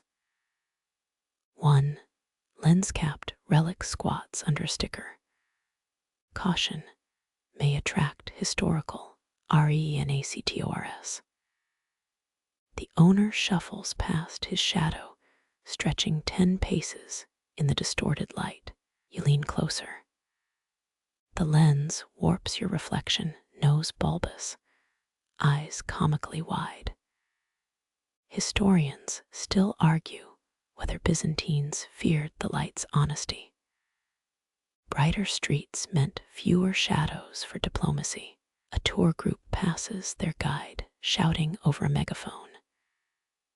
Notice the Fibonacci sequence in these Ottoman tiles. No refunds for déjà vu. The scarred boy snorts. Saw that guy on YouTube. His take on Justinian's tax code got ratioed into oblivion. Behind the shop, an alleyway reeks of fried dough and melted plastic. A stray cat bats at a lens fragment, rainbowed light dappling its fur. Leo nudges it with his boot. Cats outlived the empire. Priorities. The girl points to a sewer grate. Faint reflections shiver in the depths, circular, too perfect for groundwater. Fringe theory says they dumped excess lenses here. Too flammable. Too revealing. Your phone flashlight catches a glint under the grate. Stooping, you grab a melted glass nugget. Etched lines spiral across its surface, crude calculations, or a child's doodle. The scarred boy peers over your shoulder. Souvenir shops sell fakes. But that one's legit, smell it. You inhale ash and burnt honey. Incense residue. Monks used these to focus candlelight during midnight psalms.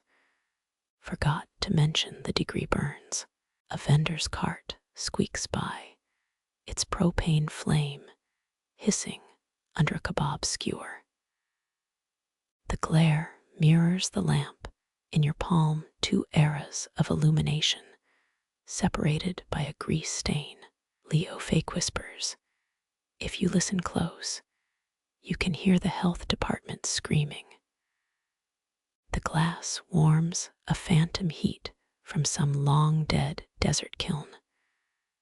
For a breath, you're holding not a lens, but a live coal. Then sirens wail 3 streets over, blue lights refracting through alleys. The scarred boy pockets his own shard.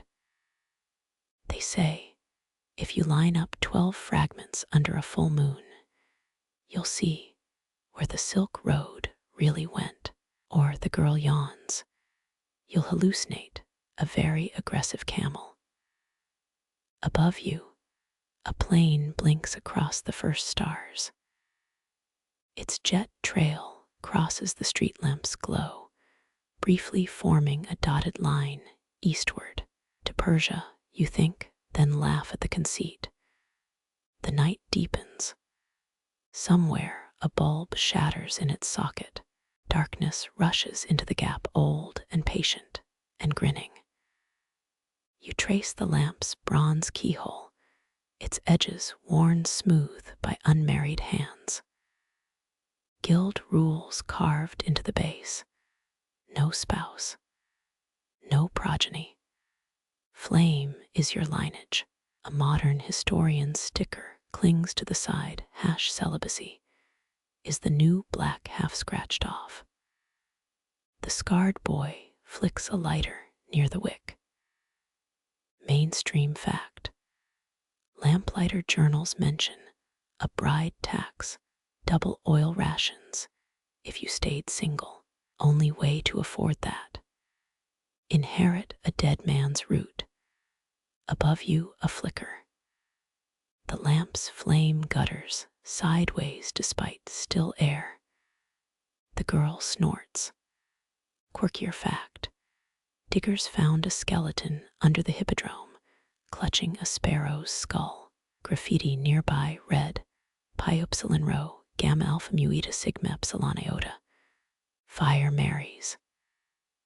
Leo spins a copper coin on the cobblestones. Superstition, said wives. Whispers, snuffed flames. Kids. Even worse, one whale could ruin your timing. His coin wobbles, lands tails up. Historians still argue whether the rule was pragmatic or just fear of tiny bedtime dictators. A tour guide herding teenagers passes by their phones glowing like miniature lamps. And here's where lonely Lamplighters invented solitaire. No, seriously, check Wikipedia later. The scarred boy mutters, Wikipedia's why my generation can't light a damn candle. You crouch, your shadow merges with the lamp's wrought iron stand. The design repeats, serpents swallowing their tails. Celibacy symbols, the girl says, or bad snake anatomy. Academia's split. A shopkeeper rearranges heart-shaped candles in his window. The scarred boy presses his palm to the glass.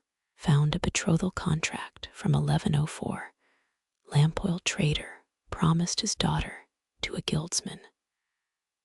Contract burned at the edges. Maybe a warning. Wind snakes through the alley, carrying the scent of charred almonds. Leo inhales sharply. They'd add bitter herbs to lamp oil. Suppressed urges, tasted like regret and rosemary. The girl kicks a dented oil can. It rolls clattering into the dark. Ever wonder about exceptions? Oh, there were some. Had to bribe the guild with 6 months' wages. Then your wife became your supervisor. She mimics jotting notes. Honey, did you refill the agra lamps? No dessert till you do. Behind the shop, a rusted gate creaks. Through its bars, an overgrown courtyard strung with fairy lights. The scarred boy parts thistles with his boot. Lamplighter taverns once stood here. Hangouts for the forever single crowd. Wine infused with lamp oil gives flammable personality new meaning. You spot a moss-choked statue, its face eroded. A plaque lists dates and names, then stops abruptly. 80% died before 40, Leo says. Plague, fires, accidents after visiting brothels. Guild called it divine discipline. A bat swoops low, its wings grazing your hair. The girl watches it vanish. Some girlfriends pretended to be widows. Followed their lamplighter's route after dark, left bread where he'd pause. Medieval meal prep. Your phone buzzes, a dating app notification. Leo peers at the screen. Swipe left. Anyone who ignores Byzantine history is basically a Visigoth. The lamp's flame sputters, dies. In the sudden dark, the scarred boy's voice sharpens. They weren't all saints. Scrolls tell of a guildsman who married his sister, not for love, to dangle legal loopholes. Patriarch had him excommunicated and greased. Traffic hums beyond the alley. Headlights paint the wall with fleeting constellations. The girl plucks a weed sprouting through cracks. Rumor says certain lamps held hidden compartments. Love letters folded into oil rags. Proof they defied the code. A drop hits your neck, rain, or a pigeon's disdain. Leo tilts his face upward. Celibacy didn't mean loneliness. guilds were families. Your root partner, maybe more. But that's a chapter for section 30. The scarred boy lights a cigarette off the dead lamp's wick. Fringe theorists claim the childless policy hid something worse. No heirs meant no one to expose guild secrets, keepers of the flame, and what it burned. You pocket the bronze key, its teeth bite your palm. Modern love songs drift from a passing car, auto-tuned and hollow. For a moment, the melody syncs with the guild's old chant. No root, no branch ash to ash. The rain intensifies, dousing the fairy lights. Their corpses swing like hanged men. The girl zips her jacket. Ever notice how romance dies in daylight? Those Lamplighters knew. Some loves only breathe at midnight and smell like kerosene. Your shadow stretches eastward, long and solitary. It crosses a puddle where the lamp's reflection still burns, stubborn and bright. You pause beneath the replica's cold bronze glow, its serpentine patterns unchanged after 8 centuries. City light pollution muddies the stars, but here, the shadows still stretch east, as if pulled by some ancient gravity. A tour group's flashlight sweeps past the plaque. Byzantine Lamplighter Memorial, sponsored by Lamp Corp TM. The scratch and sniff sticker beneath it smells like burnt olive pits. Mainstream fact. A passing docent drones to her charges. Modern traffic engineers copied their double-loop route system. Saved Pittsburgh $31 million in streetlight wiring, though no one sent the Lamplighters a thank you card. Rainwater pools in the lamp's shallow basin. Floating there, a gum wrapper, a subway token, and the ghost of your breath. You squat to inspect the base. Faint Cyrillic graffiti, en ika al kratkoi, beyero elze de yes yeri. Nikolai was here. Could be a kid's prank, or a distant descendant's pilgrimage. The scarred boy materializes beside you, his jacket zipper snarling in the wind. Quirkier fact.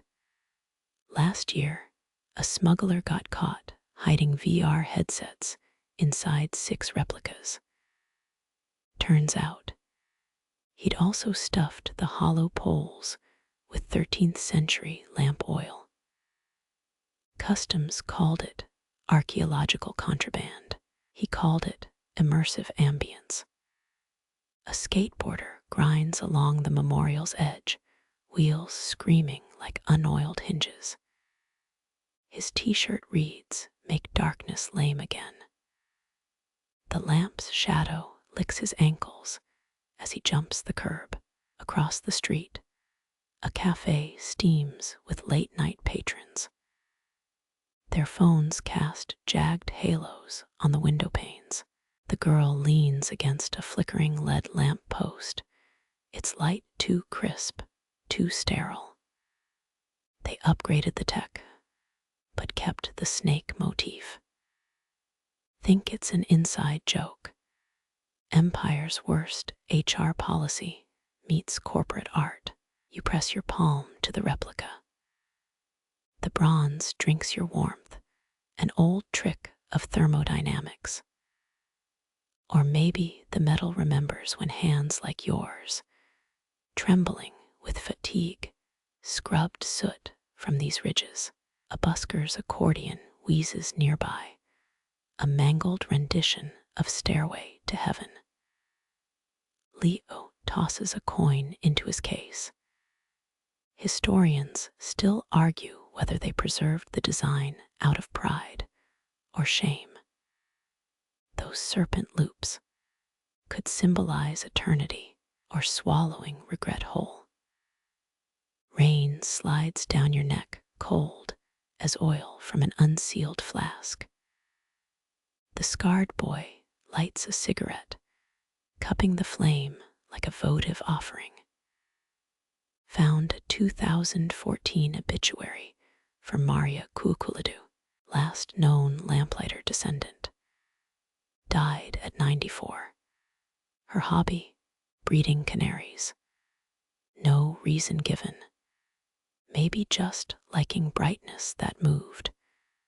The replica creaks on its swivel mount, a sound mirrored by the cafe door's rusty hinge. Inside, a barista knocks over a sugar jar.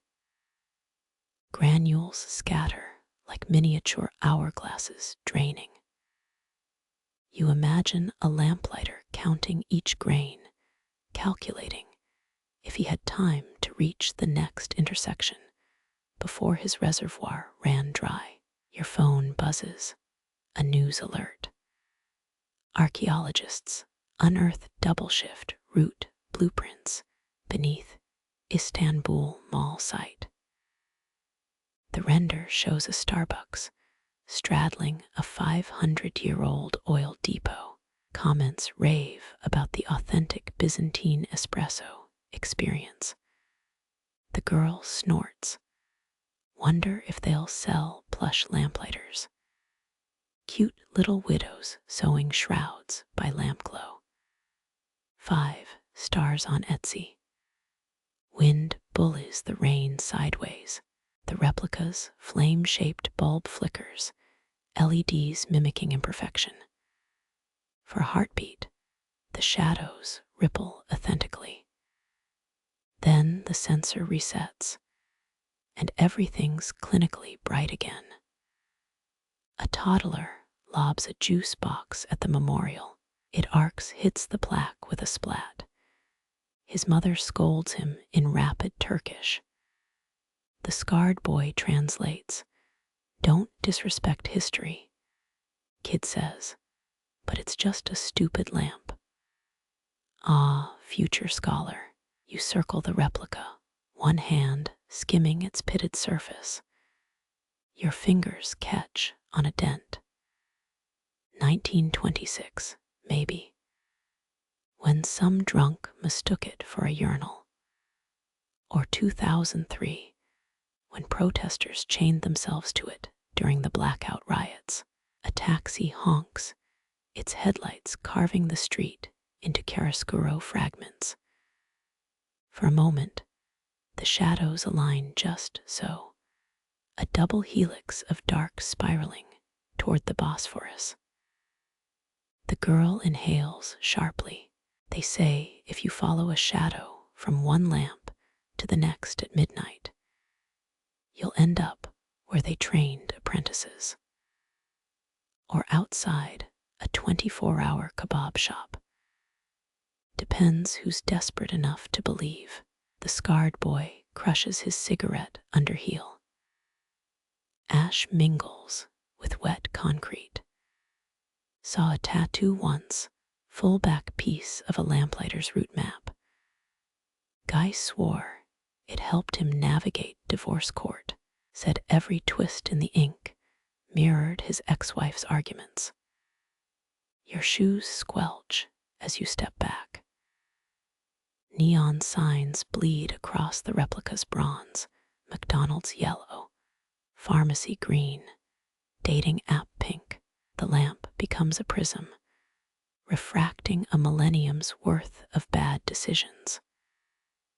Leo pockets his phone, the screen still glowing.